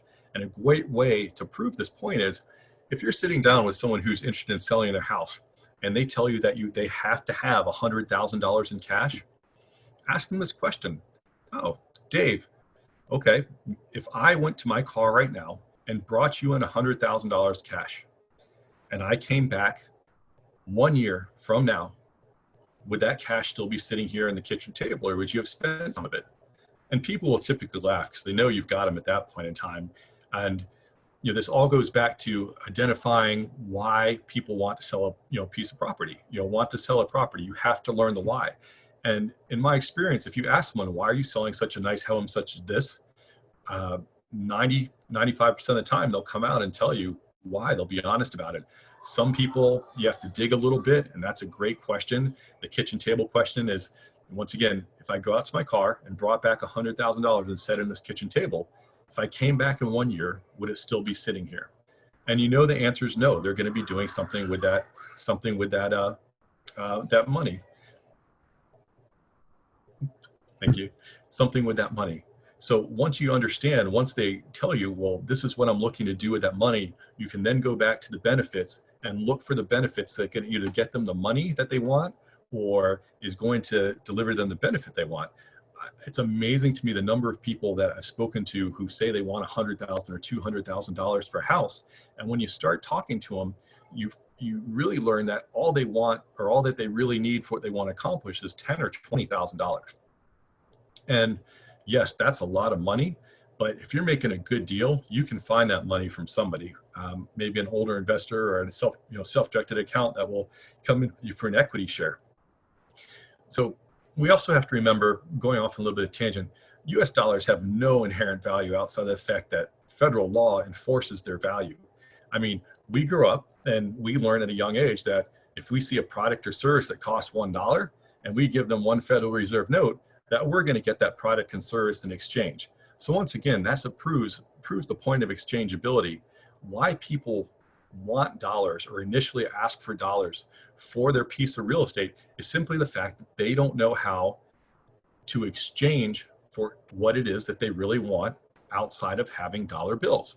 So our goal when we're sitting down to someone and looking for a way to acquire their property with minimal cash or without having to involve a bank is we have to discover, once again, going back to the basics, we have to discover what it is that they're going to take that money. If we gave them cash, if they're desiring cash, if they're going to take that money and what they're going to do with it. Now, that's a conversation with that you're typically going to have with more of a civilian seller.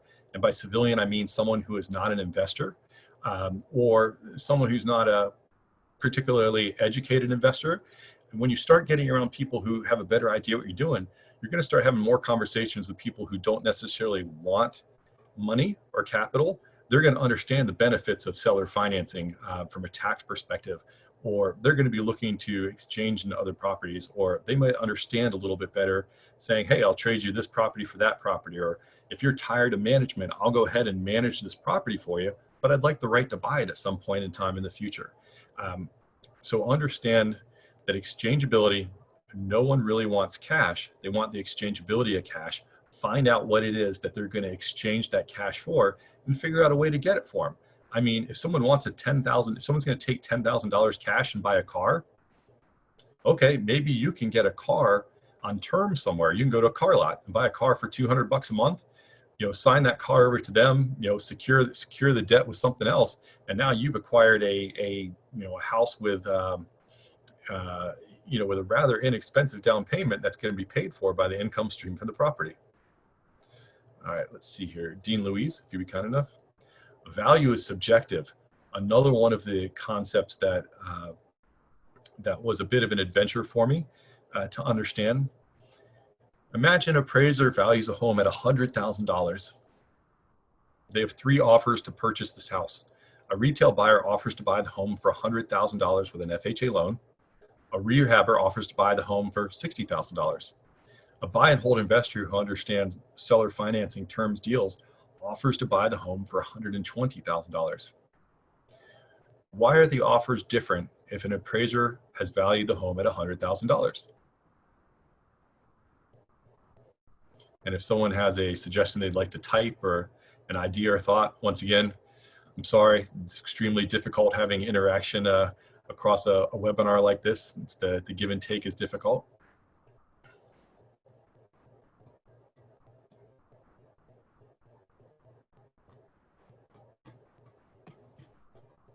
What was the question again? The question is, if you have a home that's been appraised at or is valued at $100,000, a retail buyer offers $100,000 for the home with an FHA loan, a rehabber offers to buy the home for $60,000, and a buy and hold investor who understands seller financing offers to buy the home for $120,000. Why are we receiving different offers? If the home's worth 100, allegedly worth 100, why do we have an offer that's above 100 and an offer that's below 100?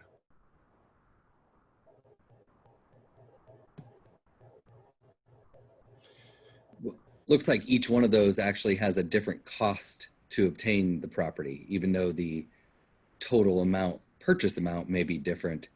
There's an actual cost to purchasing that. Excellent. And I see a couple of great comments being mentioned as well. Supply and demand, values in the eye of the beholder. What are their plans? Different exit strategy. Benefits are different for each person. These are all valid points. And I think they can be summed up by saying value is subjective. And we know this because a retail buyer, the house is worth $100,000 to because they want to live in it. They want to use it to actually inhabit themselves. A rehabber may look at that house and say, no, it's not really worth $100,000. To me, it's worth 60, but if I put 20 into it on top of that, I can sell it for $120,000. And finally, the buy and hold investor, he may be willing to say, the house is only worth 100, but I'll offer $120,000 for it if I can get terms for 30 years or longer that will allow me to cash flow on this house. There are times when you can acquire a rental property by offering more than someone else, because unlike when you're dealing with a bank loan with set terms, once again, seller financing, you can offer more than what someone else, than what someone's asking, get their attention. And then if they will agree to the terms that you offer them or that you can negotiate with them, you still have a house that's extremely viable. If this is a house that you're planning on keeping in your portfolio for 30 or 40 years, do you necessarily want to overpay for a house? No. But let's be honest, during the course of 30 years, the house value is probably going to go down here and there. It'll probably go back up. And over time, essentially, it should, rise in price.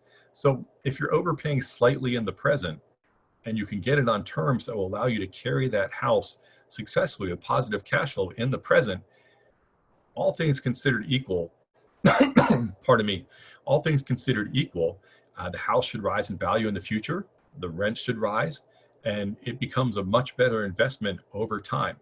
Now, obviously, that's for a long-time buy and hold person. And, for someone who's looking to rehab the house and flip it, their speculation is based upon get it for X amount, add, do Y amount of work and sell it for Z value and take the difference between, X plus Y and Z. So price is subjective. And in the above example, who does the seller choose to sell to? And the answer is we don't know. We would have to find a seller in this situation, because there's going to be times where the house will actually pass FHA appraisal and the seller is a civilian seller and just wants to sell it and be done with it. They'll probably take the FHA loan.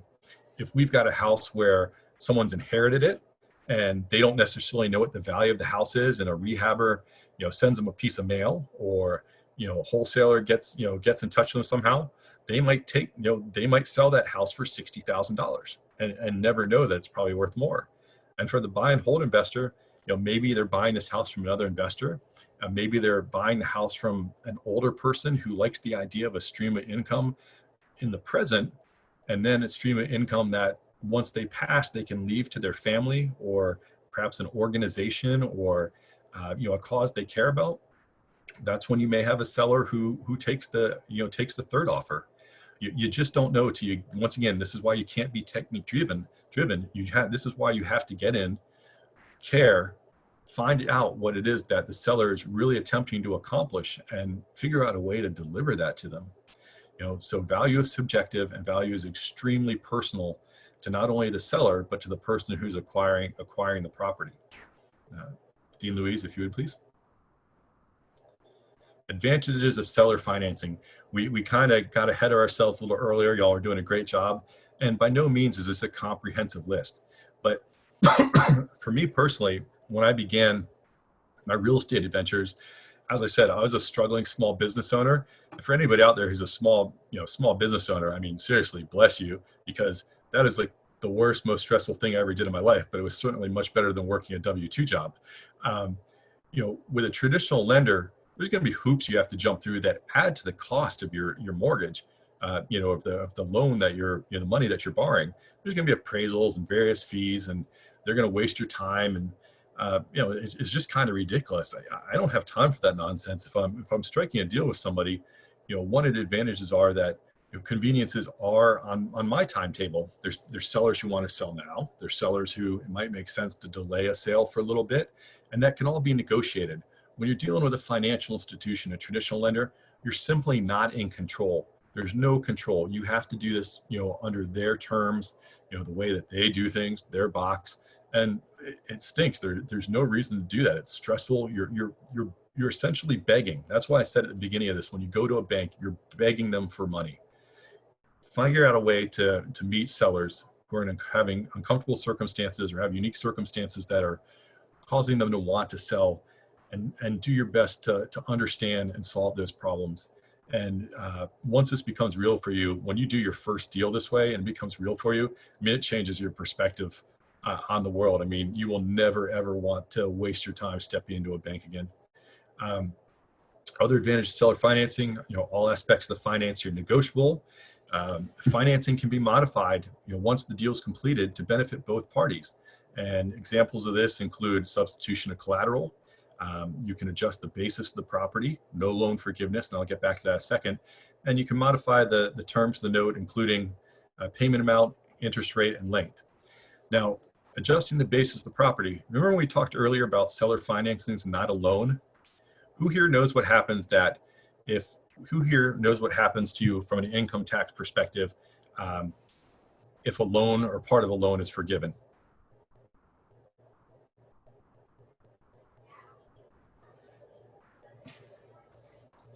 It's considered income.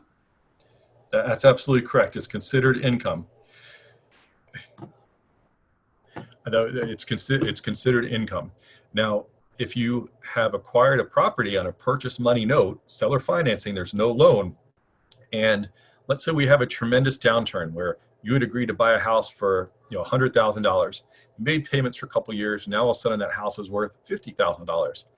If you and the seller agree to change the purchase price to $50,000, to change the basis of that note that you're purchasing the property from them on, it's no loan forgiveness. You're changing the basis of a property, and there's not going to, or there shouldn't be, an income tax consequence. There should not be considered ordinary income that is then taxed to you. A couple other advantages of seller financing: less uncontrolled government interference for now.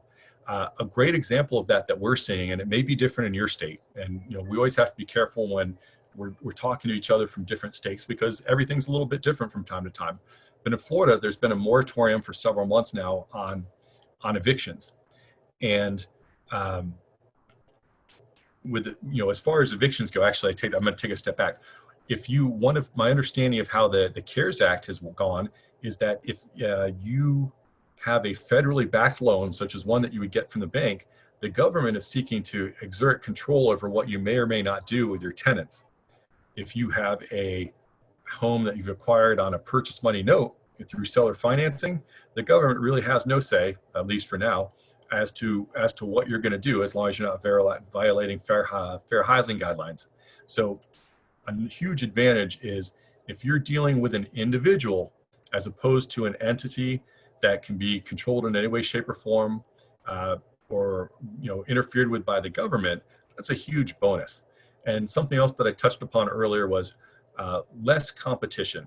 Once again, if you can learn to solve the challenges of a seller by understanding the benefits that are conveyed through real estate, it eliminates your competition, because there's very few people who will take the time, because this is an art and a science.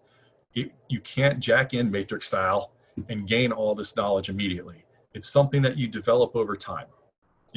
I'm not smarter than any of you.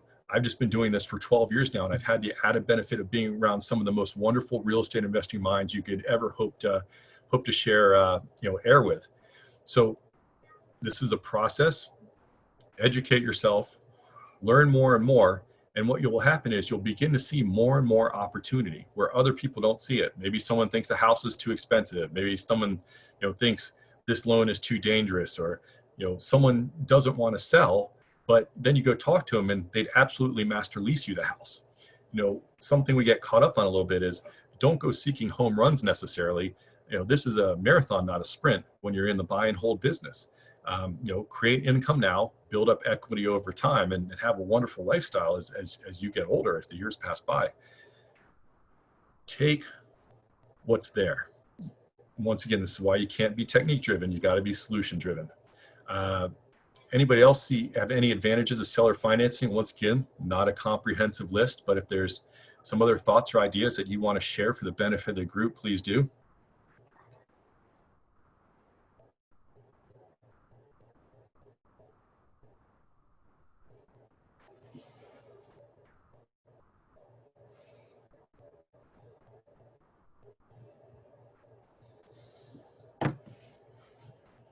Okay, Dean Louise, if you'd be kind enough, please. Oh, back to Miss Annie, case study number 2, the deal beyond the deal. A lot of times when we acquire a property, I think people get stuck on, no real estate commissions. Adam, excellent, fantastic, man after my own heart. But that being said, I am no fan of realtors, and I'm not going to go off on one of my realtor rants, I promise. But if a realtor actually brings you an opportunity and is smart enough to realize that, oh, this investor can solve a problem that no one else has been able to, so I can actually earn a commission, don't steal that commission from them by any means. They might not have earned it, but at least they brought you the lead, and giving them a few $1,000s now in the present to have a wonderful property that you're going to hold for 10 or 20 or 30 years is well worth the commission that you're paying them. But overall, I will certainly agree that not having to pay commissions is a wonderful benefit of seller financing. Back to Miss Annie, the deal beyond the deal. Once you've successfully acquired a property or made a deal, you should always be looking for ways to improve your position. I could probably sit in front of you for 8 hours a day for at least a week and just go over case studies, examples, slow down, really enjoy, sharing information with you and having great discussions about all this. Once again, a bit limited by the webinar. But once you start acquiring real estate, I would encourage you to begin to look at ways to improve your situation. Look to move up, into better properties, or better, whether that's a better area, whether that's producing more income. There's all kinds of avenues available to you as you begin to build your estate. So in my case with Miss Annie, I'd acquired her property and slightly more than a year had gone by when I had to make the decision to sell. I didn't have to make it, but I decided that was the appropriate decision to make because I had a tremendous change in my life, and I'm about to and I blow kisses to them right now. I found out that I was going to be a father. And that was not only was that a surprise, but I realized that I didn't want to be away from home as much as I was. And this house that I bought for Miss Annie was in Lakeland, Florida, which is about 45 minutes from my front door in Tampa. And I had a small collection of properties there. And I just realized I didn't want to have to drive more than 20 minutes from my front door to ever have to go to one of my properties. So this is why I chose that I was going to sell. Now, Dean Louise, if you'd be kind enough to move on to the next property. So my uncomfortable circumstances, or the unique circumstances that I had that took me from having a property that I liked quite a bit on wonderful financing, I mean, it's hard to beat principal-only payments, is that I was going to have a child, and I wanted to make sure that I was home as much as possible to be a good father. And when I realized I wanted to sell, how did I sell? I didn't go to a realtor, even though there would have nothing wrong with that decision should I have made it. And if I hadn't found an investor friend to perhaps take this property off my hands, I very likely would have gone to a realtor because it's a good house in a good neighborhood. So I reached out to my investor friends. This is a relationship business, real estate investing. I have bragged about the Midlands REIA meeting so many times to so many people around the country. I've had the wonderful opportunity to attend God knows how many real estate meetings, here and there.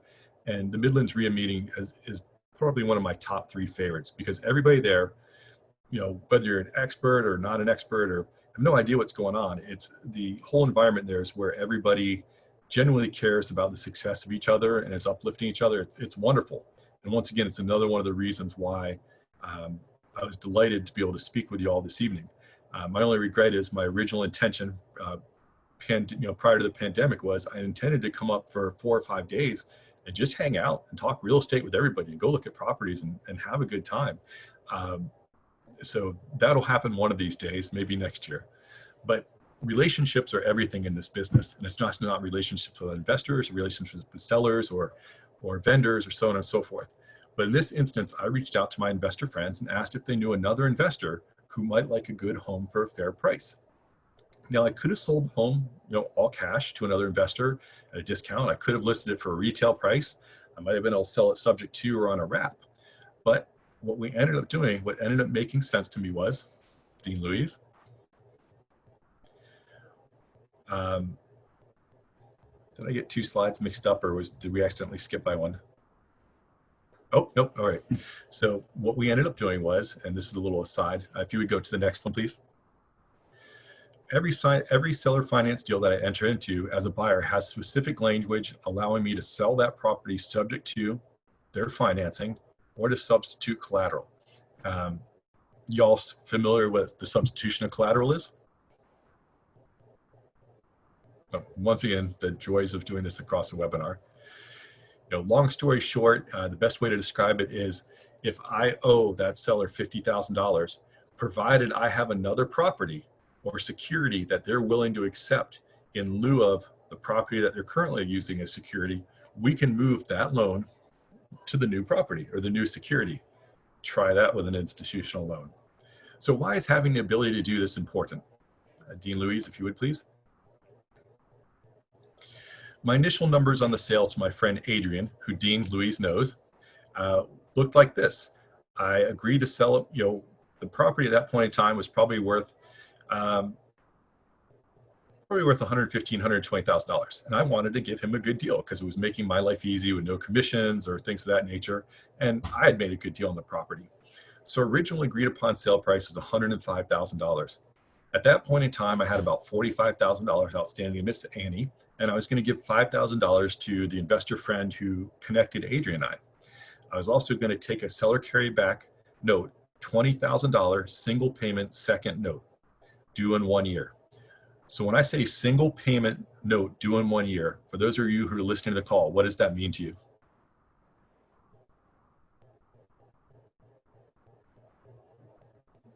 Balloon payment. You got it. It's a balloon payment that there's no payments due until 1 year has passed, and at which point in time the entire $20,000 amount is due to me. Excellent. So the cash in hand to me at sale, if we had gone this route, would have been $35,000 plus a $20,000, single, second mortgage or second note that was payable to me in exactly 1 year. But wait, there's more. Dean Louise? An important concept that I was taught early on as an investor was control the money. And all this simply means is whether you've acquired a house on seller financing, whether you've developed private lenders who will lend you money at decent interest rates so you continue to make cash flow if you have a deal or if you want to borrow money, is that when you have the opportunity to sell a property upon which you're financed on from one of these individuals, that you've developed a relationship, you've developed the trust that you can continue or have the possibility at least of continuing to use their capital without having to come up with, go through the process of a new loan or, anything ridiculous of that nature. So with that in mind, I went to Miss Annie and I said, ma'am, I'm expecting the birth of my first child. And because of that, I would be selling the house, which I originally did not intend to do. And I said, Miss Annie, you're going to get $45,000 from this. Do you need that money? And her answer was no. So what did we do? Dean Louise? Once again, we sat down like human beings and we talked about what each other was looking to accomplish. We solved each other's problems. And the first and most important part was I explained to Miss Annie that if she did not want her $45,000 then, that I would not feel good if I did not find her appropriate security to move her, to basically move her debt to. So what I did is I had several houses that I could offer her, as security that were free and clear, and just said, go look at these addresses, choose the one you like most, and we'll go ahead and do that. And she chose a house. And as a result, we agreed to move her note for $45,000 to that free and clear house. So she would still be secure in the first position. That's the substitution of collateral. Next, we modified the loan. I said, Miss Annie, I really appreciate you doing this, and I'm going to benefit a great deal as a result. And perhaps I was too nice in doing this, but you know what? Made me feel good. So who's to say I was wrong? I asked her once again, could you use a little cash now? And she said, well, I wouldn't mind another $5,000. So I agreed to pay her another $5,000 at closing, and which would, come off the loan balance that I owed her, taking it from $45,000 to $40,000. And a funny part of this conversation came about when the real reason came out why Miss Annie didn't want to be paid off. If you remember from the first part of my story, her family was a bit, what's a polite word? Trashy. And as a result, she didn't want anybody in her family to know that she had money. So she did not want to be paid off specifically so no one else in her family knew that she had money. So I agreed to give Miss Annie another $5,000 in cash, deducted from the balance that I owe her, and I agreed to modify the note to bear interest at 6% instead of being principal only. And so that increased the amount of money that I was paying her by $66.52 a month. As I've said there on the slide, don't laugh. That's some serious bingo money to an elderly lady who's got nothing better to do with her time.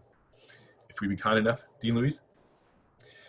So as a result of building trust with the original seller, who was willing to allow me to move the debt that I owed her onto a new property as opposed to paying her off, I now had $105,000 sale price, minus another $5,000 I've paid to Miss Annie for the substitution collateral, $5,000 to my investor friend, which left me with $75,000 cash in hand, plus a $20,000 single payment note that was due in 1 year. So would you agree that I improved my position by having a conversation? I think most people would agree, yes.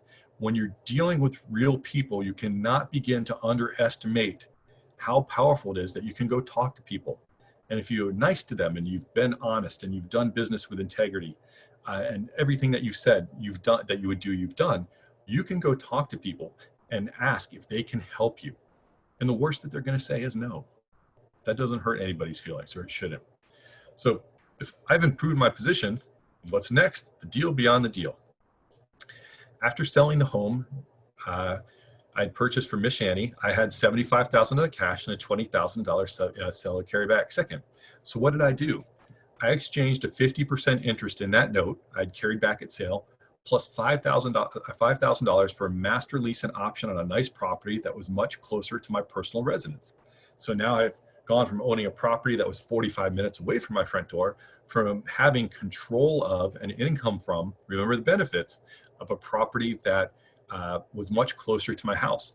And that property actually on the master lease made me $500 a month, which was more than what I was making on Miss Annie's house. And on top of that, the house became much more valuable. That particular house, my option on it, I believe, was for $125. And in a few years, that value has risen. That area has become increasingly popular to about $225,000 now. And in the meantime, I've been making $500 a month. So after I used the 50% of the note, so I assigned half of that note to another investor plus $5,000 in return for a master lease and option on a very nice property. I then used another $5,000 in cash left over from that deal for master lease and option on another nice property, which, as luck would have it, popped up a few weeks later and was about was about 4 blocks from the other house that I had acquired. So that worked out nicely. And that house itself has doubled in value over the last 5 years or so. With the remaining capital, I paid down additional debt, and I reserved the remaining cash, so I had money in the bank since I had a child on the way. And the real value from all this was obviously, having the physical value of a house is nice, or multiple houses and cash, but the individual that I sold the house to, the new investor, is a gentleman named Adrian Smoot, who Dean Louise knows. And he's probably the best young mobile home investor that I personally know. He's down here in Plant City outside of Tampa. And so I began a relationship with Adrian. And since then, he and I have loaned money to each other through self-directed IRA accounts on several occasions. So we built that relationship. The investor who introduced us, that was early on in our relationship. And I've gone on to do probably at least 24 transactions with him. It's a relationship business. Don't get stuck with just owning a piece of property. Look to improve your position constantly. And I believe Midlands REIA will send out the slide earlier or later. And I hope that you'll be able to follow through my notes here to understand how I transitioned first from buying the home for Miss Annie, then how my circumstances changed to where I wanted to sell the home, but how I just didn't sell the home for cash, how I went to the person I had bought the home from, made an agreement with them that benefited both of us, and then actually improved my position by selling one home, acquiring 2 more that were much closer to my property, and still having cash and other advantages left over. That's what to me, that's what seller financing is about. Understand the benefits that are available to you to give to other people and to retain for yourself. Dean Louise, if you would please. Legal, accounting, and asset protection. I'm not a lawyer. I'm not an accountant. It's questionable whether I'm professional in any way, shape, or form.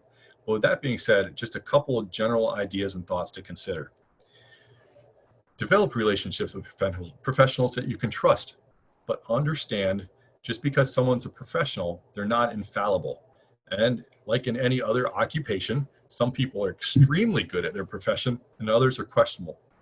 If you head down this path of genuinely understanding seller financing and being able to recognize opportunity and put deals together, you're going to outgrow a lot of people who are professionals because they're used to dealing with the low-hanging fruit. The person who comes in and just like, yep, got a rental property, made $300 a month this year. Here's my expenses. Here's my depreciation, and it's done. But if you're coming in and you're like, well, I sold this property and 1031 into another property, and then I, got a master lease option on this property and traded the option to somebody else for another property and kept the lease on it, you're going to explode some people's heads. So you have to understand that no one will care more about your assets than you will.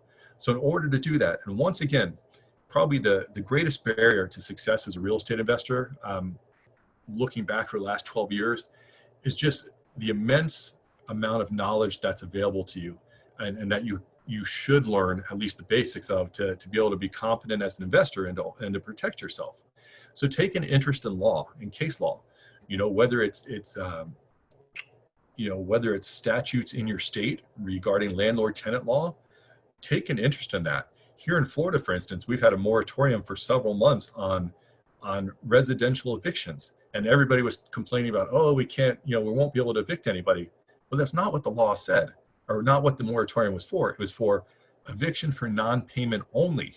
If someone's lease was up and they didn't move out of the house, if somebody was breaching the lease in some way and you sent them a 7-day notice to cure and they didn't, you could still successfully evict those, through the courts, evict those tenants. For every law that's created, there's people who are excluded, and then there's people who benefit from that law.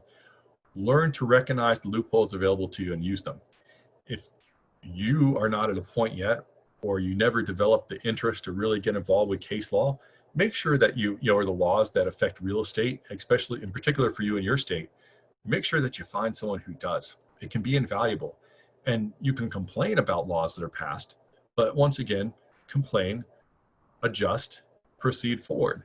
If they pass a law in your state that wholesaling is illegal, and the only way around that is, if an attorney signs on the contract, for instance, you know what? Go make friends with an attorney. I'm pretty sure there's a lot of attorneys that if you offered them $1,000 for every contract that they signed off on, and they didn't have to do anything else, they'd probably do it. Don't be afraid to, seek out allies that'll help you honor the law, never break the law, but figure out where the loophole is that you can then go forward and take advantage of. Derek Stewart, if you have a question, please.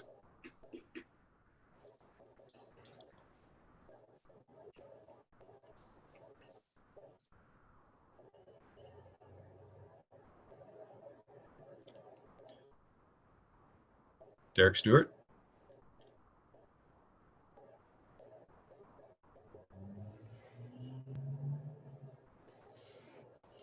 All right, we'll see if he gets back on the call here. Let's see. Tax code. Learn about taxes. Probably the best advice I was ever given by one of the older investors who has had a profound influence upon my life was to learn about taxes and how they affect real estate. The opportunities that you will see once you begin understanding tax law and how it affects real estate investments will change your world and will make you even more valuable to other people. And if you're not a CPA, don't give someone a tax advice and say, this is the way it is. Advise them that it's your understanding that this is the way this should work and that they should go speak to a CPA and confirm that's what the law says, or that's what the law intends. Now, if you know you're 100% right and they come back and say my CPA isn't true, then you've got a bit of a conundrum. Do you ask them to go talk to another CPA or whatever? But a great example of this is about 1.5 years ago, I was negotiating on a small office building, and I didn't end up getting it, unfortunately. I was about 2 blocks from my house, and I would have loved to own it.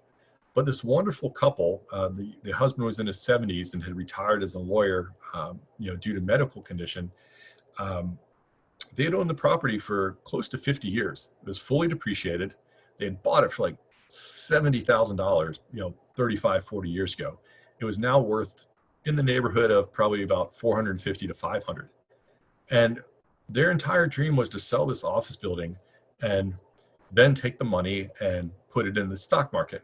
Now, obviously, I took a lot of self-control to make sure I didn't have a horrified expression on my face when they mentioned this. But the point of the matter that I'm getting to here is no one in their circle that they trusted, their accountant, their attorney, anybody, had talked to them about capital gains and depreciation recapture. And when I brought this up to them, thank God neither of them had a heart attack on the spot because their faces went white. And I suggested that they go talk to, do you have a CPA? Yes. We'll go talk to them and ask them if this is an accurate representation of what would happen if you sold the property. And sure enough, it comes back and they were going to have a roughly $105,000 tax hit. And they hadn't been warned about this in advance. And that would have completely ruined what their plans were.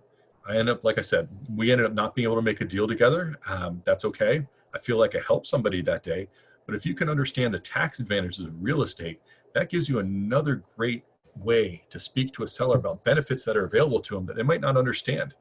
This goes back to the installment sale contract where you can, where you can spread paying on the gain over time. Or for instance, if someone's in a high tax bracket right now, but say 2 or 3 years from now, they know they're going to be retired and they're not going to be in a high tax bracket anymore. Well, get an option on the property now. If you give them $5,000 for an option's not taxable until it expires or executed. You agree to the terms of the now with an option. And for those of you who aren't familiar, an option is simply the right to buy a property for an agreed upon price during an agreed upon period of time. And what you do is you wait until they're retired and they no longer have any taxable income, or at least significant taxable income. And then you go ahead and you execute the purchase of the property at that point in time. Learn about taxes as it pertains to real estate. It is an incredible tool that will allow you to recognize opportunity that most people don't. Finally, asset protection. Don't put the cart before the horse. There are companies, primarily in Utah, some in Vegas, that have made fortunes by convincing real estate investors that they need all these complicated legal schemes to protect their assets. If you haven't even bought your first house yet, don't spend $10,000 or $20,000 on some crazy asset protection scheme, especially one that's based in another state. Just don't do it. But in all fairness, don't sweat the small details, but everything's a small detail as well. You do want to learn about this from competent legal professionals. And there's also some people that aren't attorneys that are incredibly good at understanding the nuances of asset protection. Once again, you can overwhelm yourself with the amount of knowledge that's available to acquire, not just of real estate investing, such as seller financing, but that is related to real estate investing, once again, such as taxes, law, asset protection. And speaking of law, don't mean to embarrass him, but I see one of my friends, Mr. Evan Mayo, has joined the call, who's actually an attorney in Virginia. And Evan's fantastic, and he has done a number of seller finance deals. So wonderful to see him on the call. Good to see you, my friend. Dean Louise, if you would, please.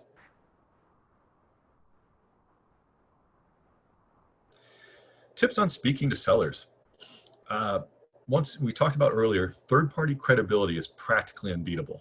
Nothing beats a warm introduction unless the person you're introduced to really doesn't like the person that is introducing you and they don't know that. When you have third-party credibility and someone has once again told a third party, this person is competent at what they do, they're going to treat you right, they're really going to help you out. It makes a huge difference in that seller being open to ideas they may have not heard of or considered before. Once again, when you're dealing with a civilian seller, non-investor seller, if they're making a decision to sell a house to you in what probably sounds like the craziest method ever, some type of seller financing or a master lease or an option or what have you, understand that they are making the largest, if not one of the largest financial transaction or financial decisions in their life. And you have to be patient and understand that. You're the expert, and just be careful with people. And a great way to start the conversation, going back to benefits at the beginning, caring and finding out why someone is selling a house is, the best line I was ever taught is incredibly simple. You ask, why would you sell a nice house like yours? Why would you sell a nice home like yours? And you're quiet. Shut your mouth. Let them tell you why they're selling. And the vast majority of people will be honest with you and tell you. If they kind of hem and haw, you can go to the kind of the money on the table story that we talked about earlier. And it's okay to say, I've had to say on a couple of occasions to people, look, I've met hundreds of people who want to sell their house. Some of them have wonderful reasons for selling their houses. Other of them have some of the most terrible reasons you've ever heard of. You can share with me why you're going to sell their house. I'm not going to judge you. I'm not going to take advantage of you for that.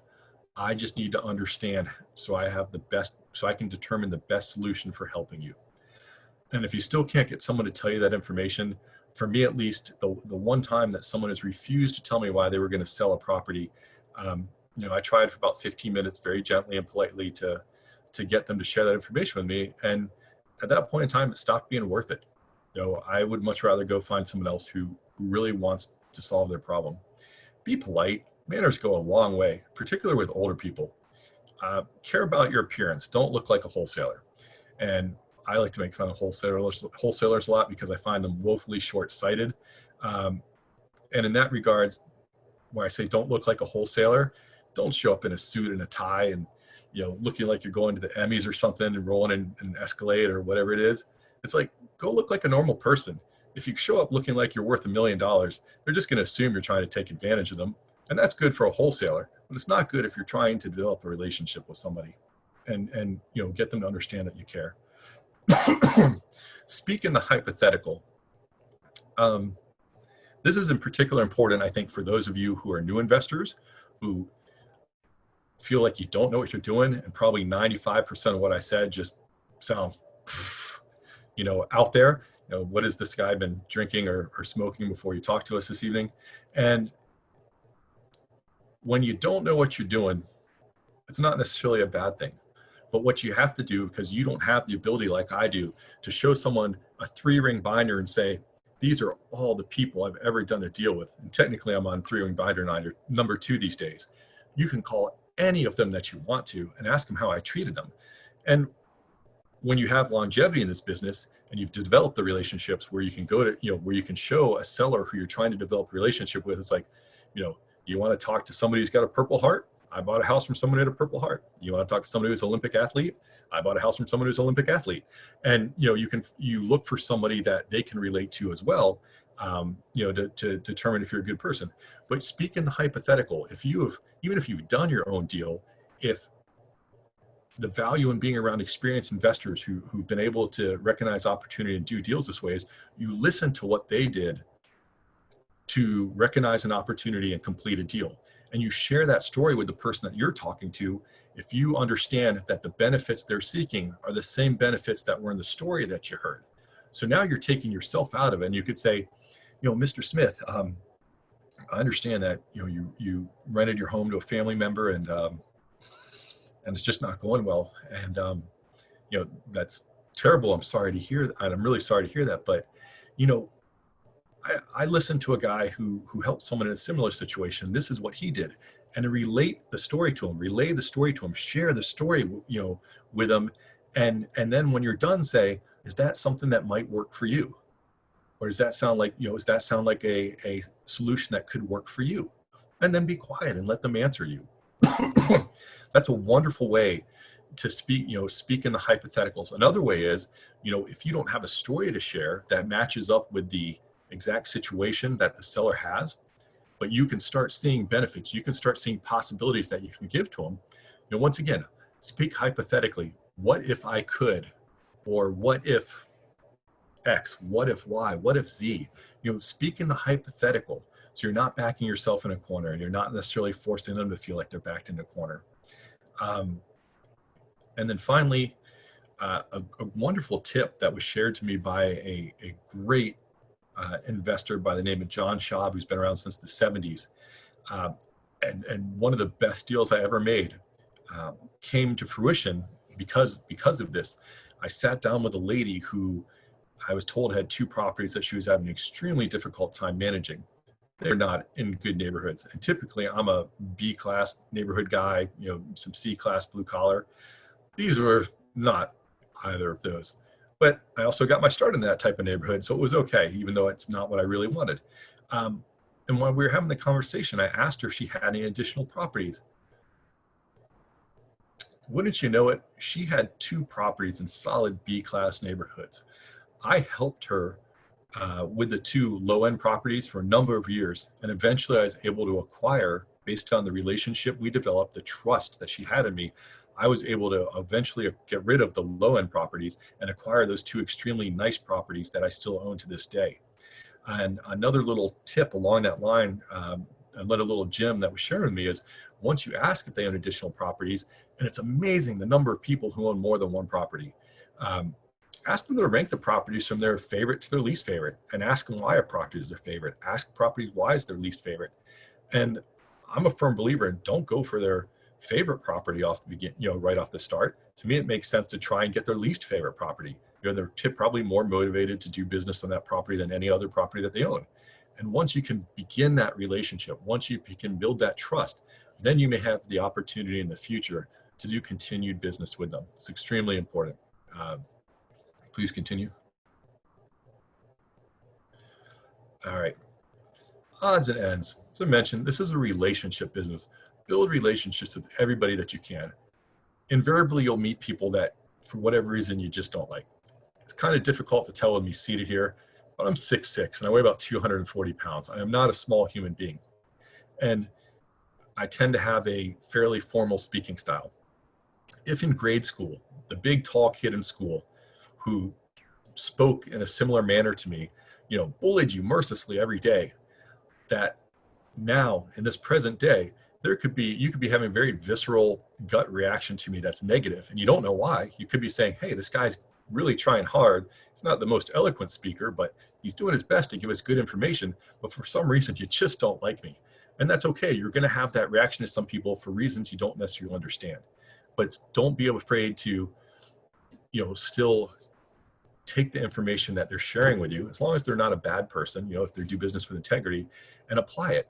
Be careful to people, as you build relationships though, look out for those people who don't do business with integrity, because unfortunately there's a lot of them. But relationships will, all of us in this business at some point in time have a cash crunch, and your financial friends that you've built relationships with are the ones who are going to bail you out, so you don't have to go to a bank or lose a property or not make a payment or something. As I alluded to earlier, this is a marathon. When we're talking about buying and hold properties, this is a marathon, not a sprint. It takes time to build up. It took me 7 years to get to the point where I didn't have to have a small business anymore, that my income had been replaced by rental income. And going back to taxes, it's extremely important to remember that rental income is taxed much differently than W-2 income. So you don't really require as much rental income as you do ordinary income to have the same standard of living. Full-time investors, this one's really great, amuses me to no end when someone asks, well, are you a full-time investor? Yeah. Full-time investing as an investor is rarely the same as the W-2 full-time of 40 hours or more. It's if you're a competent investor, and even more importantly, if you're a competent property manager, like learning to operate a property is probably one of the greatest skill sets, and be good at it is one of the greatest skill sets you can acquire that will allow you to acquire other properties little to no money down. Because if you're a good property manager and you like it, once again, David Tilney is the best teacher of property management and master leasing in the country today. The gentleman's in his early 70s. I don't know how much longer he's going to be teaching for. I had the wonderful opportunity to have dinner with him in March, right before the COVID-19 craziness. And if you have the opportunity, I think once a year he teaches in Atlanta, although it was canceled this year. If you have the opportunity to go see that guy, please, you want to learn property management and master leasing from him. But going back to full-time investing is, if you have about 20 properties, and you're a good investor and you've got good properties where you've screened good tenants into them, you really might only do 5 to 10 hours of work a month. And most of that's going to be paperwork. We're now in the month of June, and I've had exactly 2 phone calls this year from, so the whole myth of, property management, you're going to be, getting phone calls at 1 a.m. to fix a stop toilet. If that's what your property management experience is like, your system of property management is bad. You need to learn from someone who knows what they're doing to become a good property manager and to get good people into your homes. Sorry for evangelizing there for a bit. So once again, lifestyle design. This is incredibly individual and personal. We all have different goals. For me, I have friends who have 6,000 units, apartment complexes. I have friends who have tens of millions of dollars of commercial properties. That's just who they are inside. That's the way they're built, to just build these big empires, these business empires, and to be an entrepreneur, to be a capitalist, and which is not a bad word in any way, shape, or form. But I'd suggest for many of us, if we could make $50,000 to $80,000 a year from rental income, remember that's probably the equivalent of making 100 to 120 in W-2 income. It gives us so much of our time back. It gives us so much of our life back to do what we want. I'm frequently the only male at my children's school events. I live in a neighborhood where there's a lot of doctors and attorneys and people such as that. And I suspect that most of my neighbors still have no idea what I do. They probably think I do something illegal since I'm just always around in basketball shorts, just doing nothing. we all have different ideas of what our lifestyle is, and real estate allows you to design that lifestyle. But you got to be realistic too. If your goal is to be like Bob and sit around in your underwear all the time, that's great. You can probably do that with 10 to 20 houses. But if you want a Ferrari, if you want a yacht, if you want a private jet, you're going to have to move up into a bigger space, and that's not easy. That's tough. And goodness, bless you if that's your goal and desire. But I enjoy my simple life, and I think most people would like having a lifestyle that just allows them to do what they want within reason. Pay it forward. As I mentioned at the beginning, I've been influenced by some wonderful investors, and never claimed to be the best speaker, but my goal is to try and pay forward what I've been taught to other people. And it breaks my heart that I'm not there in Irmo, or I don't know if you consider it Columbia. They're live to just hang out with you guys for a few days and just talk about real estate, because it's so different when we can sit across from each other at a table and break bread and just talk about thoughts and ideas and have the energy between us. And I certainly look forward to. I don't think it'll happen this year just because of the pandemic adventures, but I fully intend to, and I've already talked to Bob about coming up next year for 4 or 5 days and just hanging out with everybody and having a good time and talking about real estate. So each of us has the opportunity to be able to teach other people. Please, whatever you know, as long as it's moral, as long as it's ethical, do your best to teach other people what you know and uplift them. And that comes down to good business fundamentals. Conduct business ethically, conduct business morally, and your reputation is everything. I can't say enough about that. And real estate investing has created for me some of the best people, has brought me around some of the best people I could have ever hoped to have met. Once again, Edmund's one of them. Met him online on a real estate website. Talked about some opportunities they had. He was able to close out those deals, and now he's moved on to some amazing opportunities. And he's someone I love speaking to and hearing what he's doing, his thoughts and ideas. Get around people who inspire you. It's just such a wonderful group of people that you have there at the Midlands REIA, and I genuinely can't wait to come be a part of it again. As far as, like I said, the webinar kind of stinks for answering questions, and I apologize for that, but I will stay on the line as long as I need to. If you've got any questions that I can answer, any comments you'd like to make, any clarity I can give on something that I said, I want to spend as much time with you as I can until you guys are all done. Oh, thank you. Almost forgot. Resources people to know. Jack Miller, one of the greatest real estate investors to live. Unfortunately, he passed away about 10 years ago. Who's a phenomenal investor. There are hundreds of hours of video, audio, and writings of his that are available. There's a website called cashflowdepot.com. I have no involvement with it. That's where all of his materials are. I believe Evan has found value from that website as well. I think it's like $19 a month or $99 for a year. You cannot begin to understand the width and breadth of that gentleman's knowledge. He was an investor for, I think, 50 plus years. Absolutely fantastic material. Pete Fortunato, who was on the call earlier, I don't know if he still is. Pete is probably the best teacher of deal structure alive today, and has had a profound influence on my life. He's the reason that I actually speak on occasion to various real estate groups, because I've learned so much from him. He teaches what's called the paper course every year in December in Tampa, and I highly recommend that anybody attend there. You will be in a room with some of the smartest real estate investors you've ever met if you have the opportunity to take that class. John Schaub, he's another old timer from the 70s, one of Jack Miller's first students. He is the best teacher of new investors that I've ever met, and even experienced investors can learn from him a little bit. He has, I don't know if John is teaching actively anymore, but over the last few years, he recorded a couple of his classes. And there's like 5 or 6 hours on a CD class that includes the paperwork from the course, all the documentation, everything.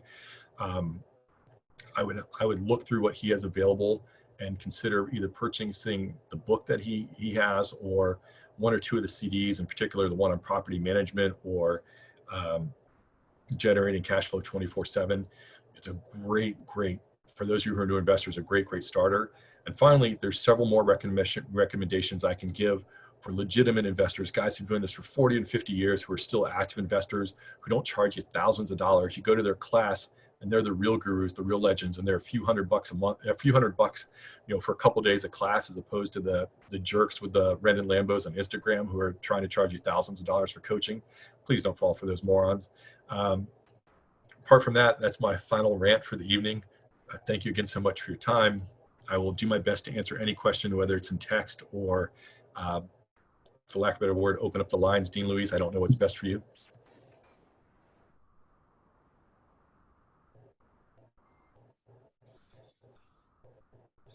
I had a question.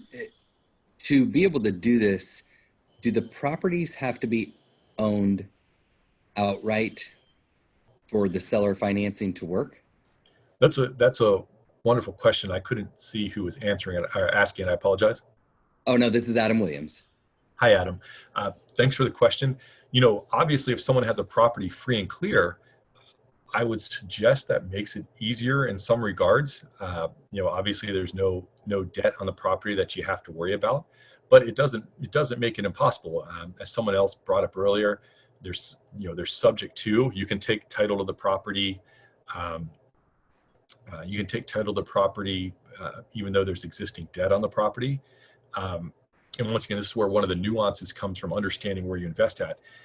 Where I live in Florida, 9 times out of 10, I'm going to go with a master lease plus option, as opposed to actually taking a property subject to, because I don't want to deal with an institutional lender. I have witnessed personally friends who have taken properties subject to an institutional lender. They have received an estoppel from the servicer claiming that, this is the amount that's owed. They pay on that amount for several years. And then all of a sudden, when they try and cash out the property, refinance it, whatever, the amount that they allegedly owe is much higher than what they told it was going to be, because somewhere there was a mix-up between, a servicer here, or whoever bought the debt there, and when you're dealing with institutional lending, it's a huge mess. So I am personally not fond of subject twos, but I understand in South Carolina why y'all choose to use them, just because apparently a lease and option gives an interest in a property that a judge is going to say you have to foreclose on to get someone out. And that might be good for you to, I will say this, as someone who's acquiring property, that's probably good. Why not get a property on a lease and an option in South Carolina if you don't want to have to worry about the debt. I know there was a law passed, at least in some states, at one time, where if you took a property subject to and you stopped paying the debt, that you were held to be responsible for it. And Bob and I have had several discussions on that before. So just because there's debt or not debt on the property, it doesn't make a difference in whether you can do seller financing or not, but it's going to change the benefits that you can convey to somebody else. It's going to change the benefits that are available to you. And as such, the techniques may change between the two of them. But ultimately, it's going to depend on what are the circumstances of the seller.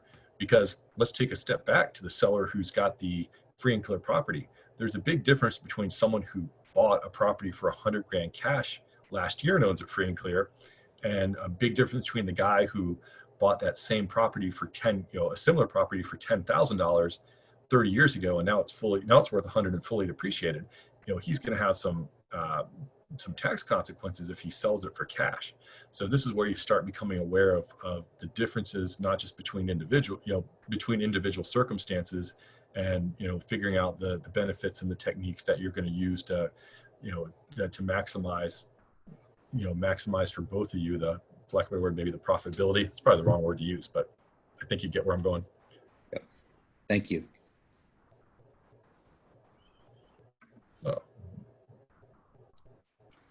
Does anyone else have any other questions? Each of you can unmute yourself and ask a question if you would like. Yes, I have a question. Yes, sir. Your name, please. Yes, sir. Farrell. Farrell? Yes, sir. Farrell Rose. How you doing, my friend? Yes, sir. Great presentation, by the way. Well, thank you. You're extremely kind. Yes, sir. And I appreciate your time. I have a question when doing seller financing, the owner is still in first position, correct? Well, that, it's one of those, this is one of those questions where if we were sitting down together over lunch and had an hour or two, I could probably outline examples of both. So to keep it as simple as possible, I would say traditionally, if someone owns a property free and clear and they agree to sell it to you on terms, that they would be in the first position on that property. Okay. Now, let's open up our minds a little bit. Okay. What if you happen to have, I don't know, let's say you had a lot worth $25,000 and that the seller you were looking to buy the property from, their property is worth 100, but you had to borrow $10,000 to down to get this property purchased. So, maybe the person that you're borrowing the money from insists that even though they're giving you 10,000, that even though this property is worth 100, that they don't feel safe being in second position. So maybe perhaps you could go to the seller of the property and say, would you be willing to be in a second position if I put up additional collateral, maybe this piece of land that I have, maybe a boat that I have. And for me, I would probably say no if someone asked that of me. But once again, you never know the circumstances of a seller. You can't, another one of those lessons that I learned, that I've been taught is I've seen people make deals where in my mind are going, oh my gosh, the seller's crazy. That's a terrible offer. Why would you ever accept that? And that goes back to the person who made that offer that was accepted. They understood some circumstance that the seller was in, that even though from my circumstances, because maybe I'm not having financial difficulty, or maybe because I don't have some other deal going on, because think about it. If you had $100,000 house and you had the opportunity to control $1 million property for 20 grand, but you didn't have 20 grand, would you sell somebody your house really quick for 20 grand to buy the $1 million property? Possibly. Yeah, I'm not, but once again, this is where it comes down to where value is subjective. It's extremely personal. We never really know, but there's almost, if two people take the time to communicate with each other, there's almost always a solution. And I think the most painful, having done this for about 12 years now, the most painful part of this for me is when a seller understands what you're talking about, and they understand that the benefits you are giving them by structuring this agreement with them is so much more to their advantage. To them taking cash, for instance, typically a lot less cash if they're in any type circumstances of desperation. God, it just hurts the heart. But value is subjective, value is personal, and you never know what someone's circumstances could be. Once again, that deal that we just talked about is, you might call me one week and say, Farrell, there's no way I'm going to second position on this property that I'm taking, that I'm going to sell you, that I'm going to seller finance you on. And then next week you came to me and something changed in my life. Maybe it's something good, maybe it's something bad. And all of a sudden I'll say, okay, if you've got that $10,000, I'm willing to put my 90 in equity in a second position. Once again, you just don't know till you talk to people, and you have to understand too that people's lives change. One of the best properties that I owned, I originally met the lady 3 years before I ever bought the property. She came back to me 3 years later, and this was when properties were going up. This wasn't in the downturn, and there had been a part of her life that had changed, and she wanted to sell the property. And the reason she came back to me goes, all these other people are offering me lowball offers. I know my property is worth more what you asked for it. I want to sell my property to you. She sold me the property on terms that we had talked about 3 years prior. The property value probably increased by $30,000 or $40,000 since then.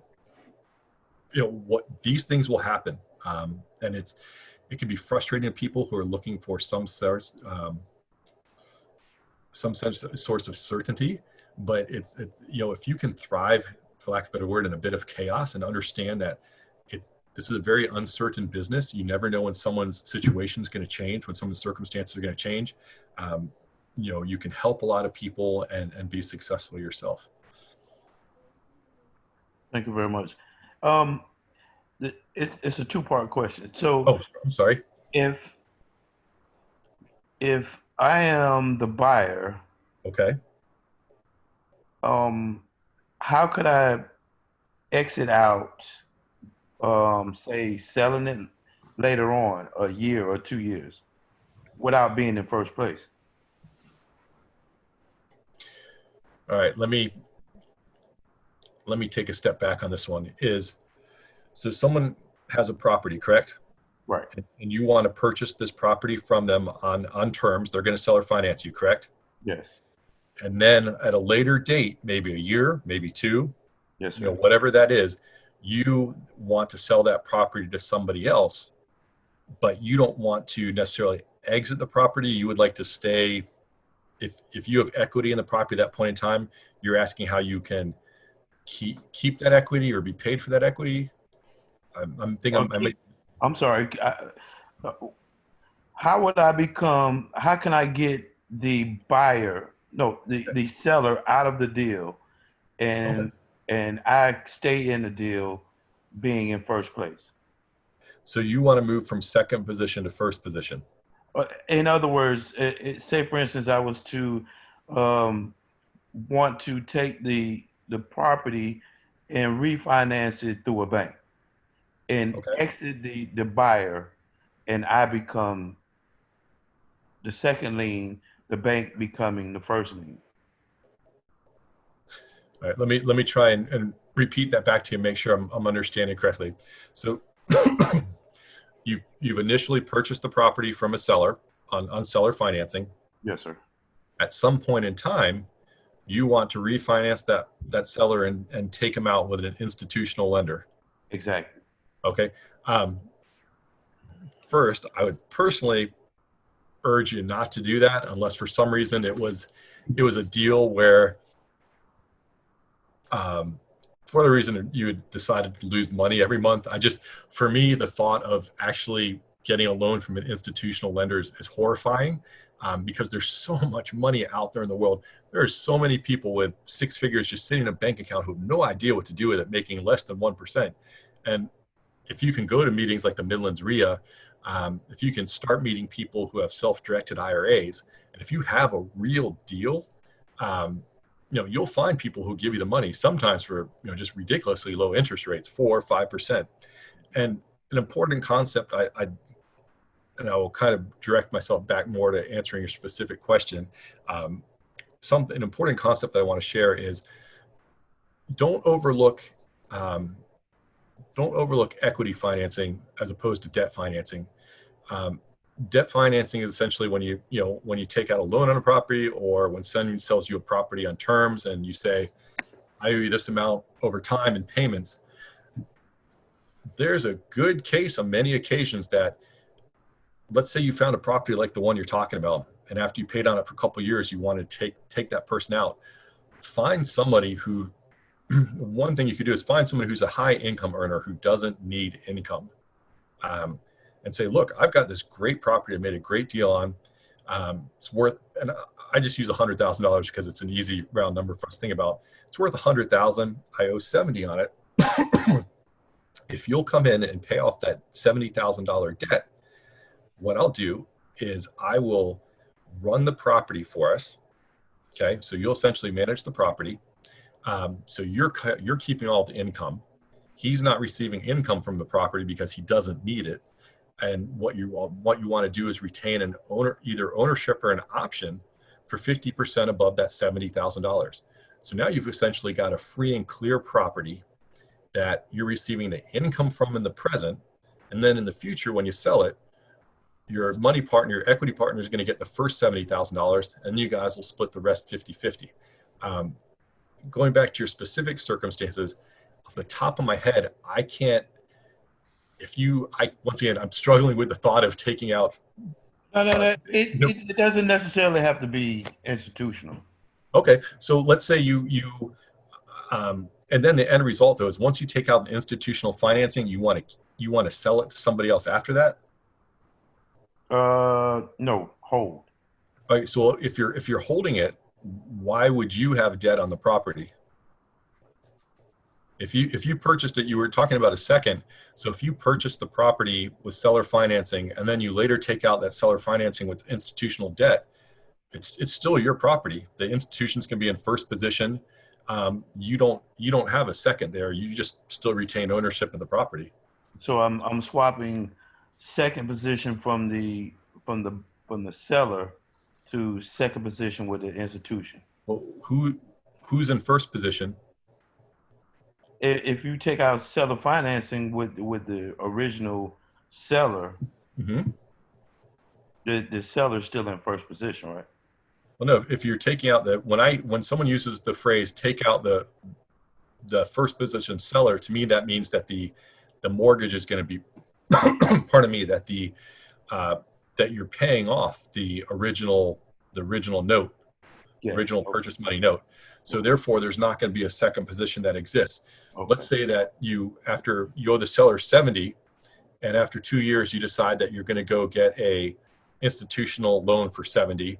That institutional loan for 70 is going to pay off the seller's 70. He's taken completely out of the deal, and the institutional loan's now in the first position. Exactly. That answers the question. Okay. Now it's clear to me. Now, I mean, I would personally wouldn't advise this, but everybody's got their own reasons for doing things. I mean, let's say the property is increased in value from 100 to 150, and now you've got an opportunity to buy another property for 10 down. If you can't get that money anywhere else, I mean, absolutely, you could perhaps go borrow from the bank $80,000, take out the seller's 70, and use the 10 to go to the other deal. Right. But once again, going back to the whole point of the seller financing is you're dealing with a real person. After 2 or 3 years of paying somebody on time, and doing exactly what you said you would, you've probably developed a good relationship with that person. And in particular, if this is a home you've bought from another investor, instead of going in an institution, I'd go to the investor and say, I've got another opportunity. I need $10,000. Would you lend that to me? Or would you give me that money and take an equity stake in this new property? Once again, that's where the relationships come into play. I would do everything I could avoid dealing with an institutional lender, because I want to talk to a real person. Like I gave an example with Miss Annie, where because I was able to go talk to her and move her debt from one property home that I had originally purchased from her and move it to another property, it allowed me to put a lot more capital in my pocket and to acquire 2 new homes. So that's not going to happen, with a traditional lender. Deal with real people as much as you can. I would. Thank you for answering my question. No worries. Hope when I make it up there, South Carolina, I hope we get together and meet in person. For sure. Thank you. You're welcome. Kevin, can I ask one more quick question? Adam, absolutely. So a hypothetical. I speak to a gentleman today. He has a $50,000 house. I was considering offering him $40,000 with regular conventional financing. Okay. But he has it as a rental. It rents for $800 a month. It needs a few $1,000s worth of work to get what I would consider in good shape. What's a fair length of term that I go to him and say, hey, I'll give you $50,000 and I know he owns it free and clear. Okay. I'll give you the $50,000, or that's the purchase price. $5,000 because I need to put $5,000 into it. How much? What's a fair amount to say? Principal only payments for 2 years, 5 years, 10 years. I mean, you go too far out, you won't obviously get. I mean, that's Adam, that's a wonderful question. And I come from a technology background. I was a web developer and worked with startup companies before, as a freelancer before I got involved with, real estate, thankfully, and talk about a life-changing event.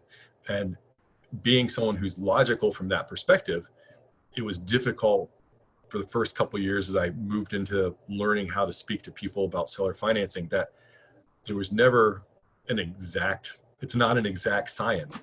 So there's, what's fair to one person. I mean, it goes back to, I believe I was talking to Farrell about, is you could say, oh, I got a 1-year term on that. And I think to myself, that's a terrible deal.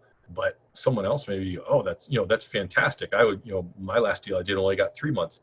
It comes down to what I would do with this gentleman that you're talking to is, do you know why he wants to sell or why he's interested in selling? Because he doesn't live in Columbia anymore and he doesn't want to have that rental here in Columbia. Wonderful. Okay. What would he rather have than that rental? Do you know? I don't know because I didn't ask that question, but I would imagine money. Well, okay. So ask that question and, remember going back, to the part about exchangeability, nobody really wants money. If you give him money, he wants to exchange it for something else. And if someone, think about it, even if someone says, well, I'm going to take that money and put it in the bank, what are they probably really looking for? They're looking for security. To them, putting money in the bank is secure, not thinking about that it's losing money every day. And, then you start the classic conversation of, how much interest is the bank paying you? Oh, 0.5%. What if I gave you 8 times that? And now you've got a 4%, owner financed home. With this gentleman, what would be interesting? So I've been heavily influenced, some of the older investors that I've referenced to. In the 1950s, there was a movement started in the United States by a gentleman named Richard R. Reno, and it was called the exchanger movement.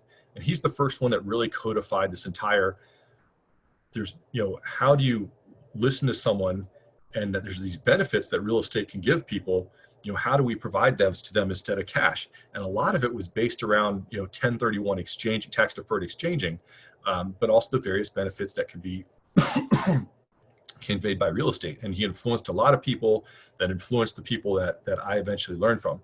So for myself, as someone who's been doing this for 12 years, when I hear out of state owner, one of the questions I find out is like, well, if you could have a rental property where you live now, would you want one? And then I would go out and find someone who had a rental property in his neck of the woods where he moves now and see if maybe they'd want to move to a paper position. And if I can negotiate, I know this sounds super complicated, in particular as a new investor, but I promise if you go down this path and if you can get around people who think this way, with so many meetings going online now, I may pass out to Midlands REIA. I got to check with somebody, a link to an exchange meeting where you can hear people who talk about real estate this way. It's pretty much the only way they do business. And it's a great way to start learning through osmosis is, I would start looking for, in my mind is like, okay, he moved to Charlotte, North Carolina. Who do I know in Charlotte, North Carolina that's in the rental property business? If I don't know anybody, can I get a referral to somebody there? If I can't get a referral, I call a REIA up there and say, does anybody up there want to move from an ownership position to a paper position? And you could perhaps find a way to get him a replacement rental property up there in Charlotte, and you in turn get this property here on terms. But having an out-of-state owner or out-of-area owner is one of the greatest situations that you could be in. Evan, he might have had to get off the call. When I first met him, his first owner finance deal that we talked about that then he put in the effort and got done was an out-of-state owner on a property that a friend of his lived in. So my understanding is it's a $50,000 house. It needs about $5,000 of work. Here's the thing is he's had it as a rental property for obviously at least a year. I think 10 years. 10 years. So he probably likes income from a property. It's just that he doesn't like the idea that the property's here. So one of the approaches I would probably discuss with him is, would you be comfortable if I was willing to put as a down payment the work into the property? This $5,000 is my down payment. To do the work to bring it up to date. Would you be willing to sell me the property on terms that would allow me, if I'm willing to handle all management? You're not dealing with tenants, you're not dealing with maintenance, you're not dealing with anything. I mean, really make that clear to him. He no longer has to worry about this property. Say the only person you're ever going to have to deal with is me. And I assure you that if I'm putting $5,000 into a $50,000 property, then I'm going to be paying you every month because I don't want to lose my $5,000. Got it. And see if he's willing to continue to essentially take rent, even though it's not rent. It's a installment sale from you, payments from you, even if it's just for a couple of years. I mean, obviously, the longer you can extend that period out for, if you can get them to hold payments on the property until it's paid off, that's wonderful. And a lot of factors for me, if I was sitting down with someone like that, I'd be thinking to myself, well, how old is this person? I'd be finding out, just through general conversation, what are their interests? Do they have kids? What do they want to do? What do they like to do?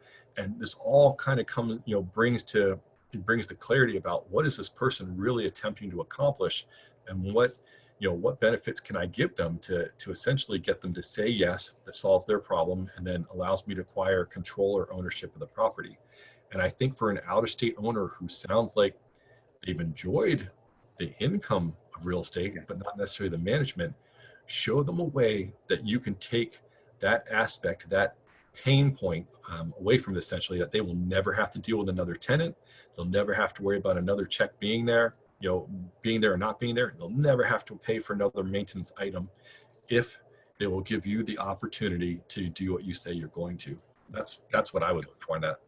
Well, that sounds nice. Last question on that. Would it be fair to say, I'm going to put the $5,000 in, we make this deal happen. If it rents for 800, well, maybe now with my 5,000 that I'm putting in it, maybe it'd rent for 900. Would it be fair to say that I should try to structure the payments to where I still have that little bit of cash flow? Because obviously I'd be responsible for the real estate taxes and the insurance and all of that as well. And that's not going to be combined in a pity. Well, absolutely. And remember, you don't necessarily have to, it's not a necessity. I would never bring up interest, to someone and say, well, I can afford to pay you $400 a month. And if someone's like, well, I get 800 now, say, yeah, well, you get 800 now, but you also get property taxes. You also get insurance. You also get maintenance. You also get vacancy. With me, you're getting none of that. So, I would not do that deal if I couldn't. If I personally, I would not do that deal if I couldn't have cash flow. And once again, not being familiar with the area up there, I don't know if a $50,000 home is the equivalent of a $150,000 home here, or what type of neighborhood that house would be in. Most of us, but it's reality. Most of us, as we practice our craft, because this is like any other skill, you got to practice it to get better. And who's it going to work on first? Typically, the people who are the most desperate. And there's a lot of desperate people who've made bad investments in low-income areas. I started in low-income areas. There's wonderful people there. When I sold my first property that I ever bought, Miss Agnes and Miss Tammy had lived there for 8 years and never missed a payment. The challenge with low-income areas is, even if you're a good property manager and get the good tenant in there, you have to worry about other knuckleheads in the neighborhood. So if you're starting off and you are beginning in low-income neighborhoods, it's a great way to really decide if this business is for you or not. But then I would look for a way to transition into a better class of neighborhood if you can. But more in line with your question, think about it from this perspective too. If you're essentially putting $5,000 down for a house, and let's say your net positive cash flow per month is $200, you're essentially at 50% cash on cash. And basically in 2 years, you've got your entire initial investment capital back. And at that point in time, pun intended, you're playing with house money. Right. I mean, that's the entire goal for me is, a huge part of what I do, in our circles, there's, I'm what's called an estate, there's beginners, basically starters. Those are people who are just beginning. There's estate builders. Those are people who have built up a portfolio and now they're maybe looking to move away from some income and more into, wealth appreciation, equity building, for the future. And then there's the enders, the people who have retired and are now, enjoying the fruits of their labor, maybe even selling some houses. If you're a starter, do you own any other investment properties right now? Just one. Just one. Fantastic. Congratulations. I mean, there's so few people even get their first properties. That's a remarkable accomplishment. Congratulations. Thank you. I personally seek at least a 20% cash on cash. That's not some industry standard. That's not right or wrong, good or bad. That's my personal standard, that whatever it takes me to get into that property, I want it all back at the latest within 5 years, preferably under 3. And Right. With seller financing, that's what allows you to do it. Is if you go to a bank, pardon me for one moment. If you go to a bank to buy a $50,000 property, which you probably can't even get a loan on from a financial institution, you know, what's 20%, 10 grand down. So, you know, at $200 a month, you know, it's going to take you 4 years to get that money back, plus whatever fees and other sort of nonsense the institutional lender makes you jump through. If you can get this house for $5,000 down, and you can arrange it so that you're potentially going to net a minimum of $200 a month off that house, on the surface, it sounds like a wonderful opportunity to me, just because of how quickly you will get your initial capital back, which means you're safe, for lack of a better word. And if you can structure to get $300 back, you know, in cash flow a month, that's even better, because the more cash flow you have, the more safety you have, both in getting your initial capital back, and then, God forbid, any vacancies or expenses come up. You know, hopefully you've saved some of that up in order to cover that. Yeah. The only other thing I'd say is also with that, I think the house is with that 5,000, and maybe it would be 10,000. The ARV is closer to 70 or 82. So there's also that upside to that. Okay. Obviously, that's going to be built-in equity. Wonderful. That's there as well.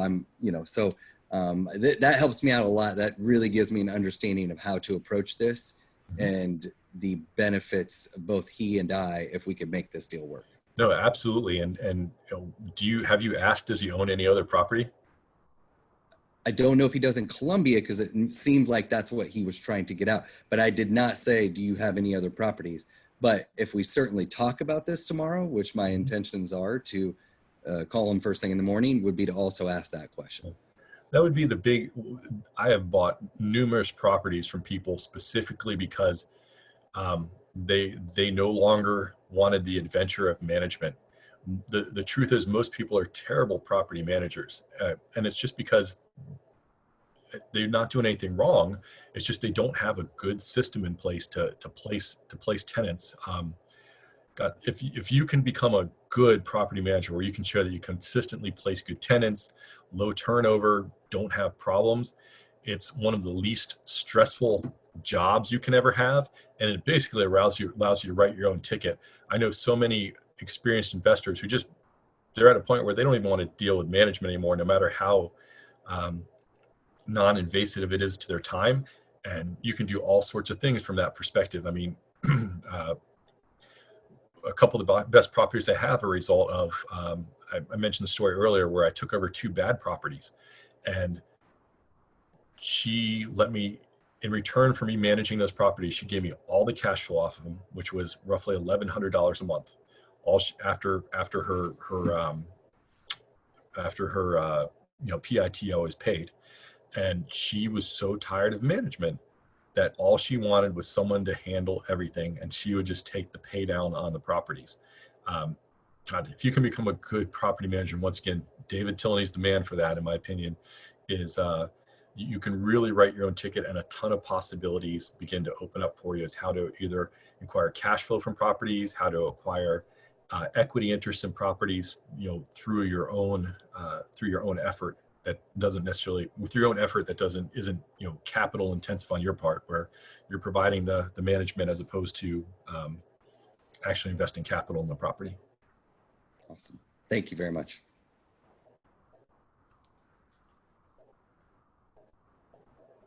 Any other questions? Sorry for keeping you up late. All right.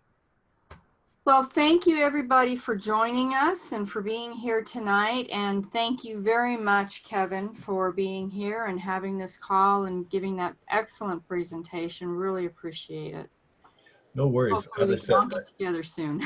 No, nothing would make me happier.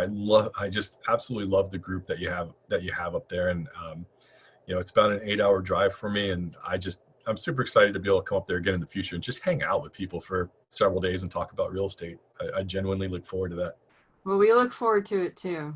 So thank you very much. Everybody have a nice evening. Thank you for your time. Everyone have a great evening. Thank you.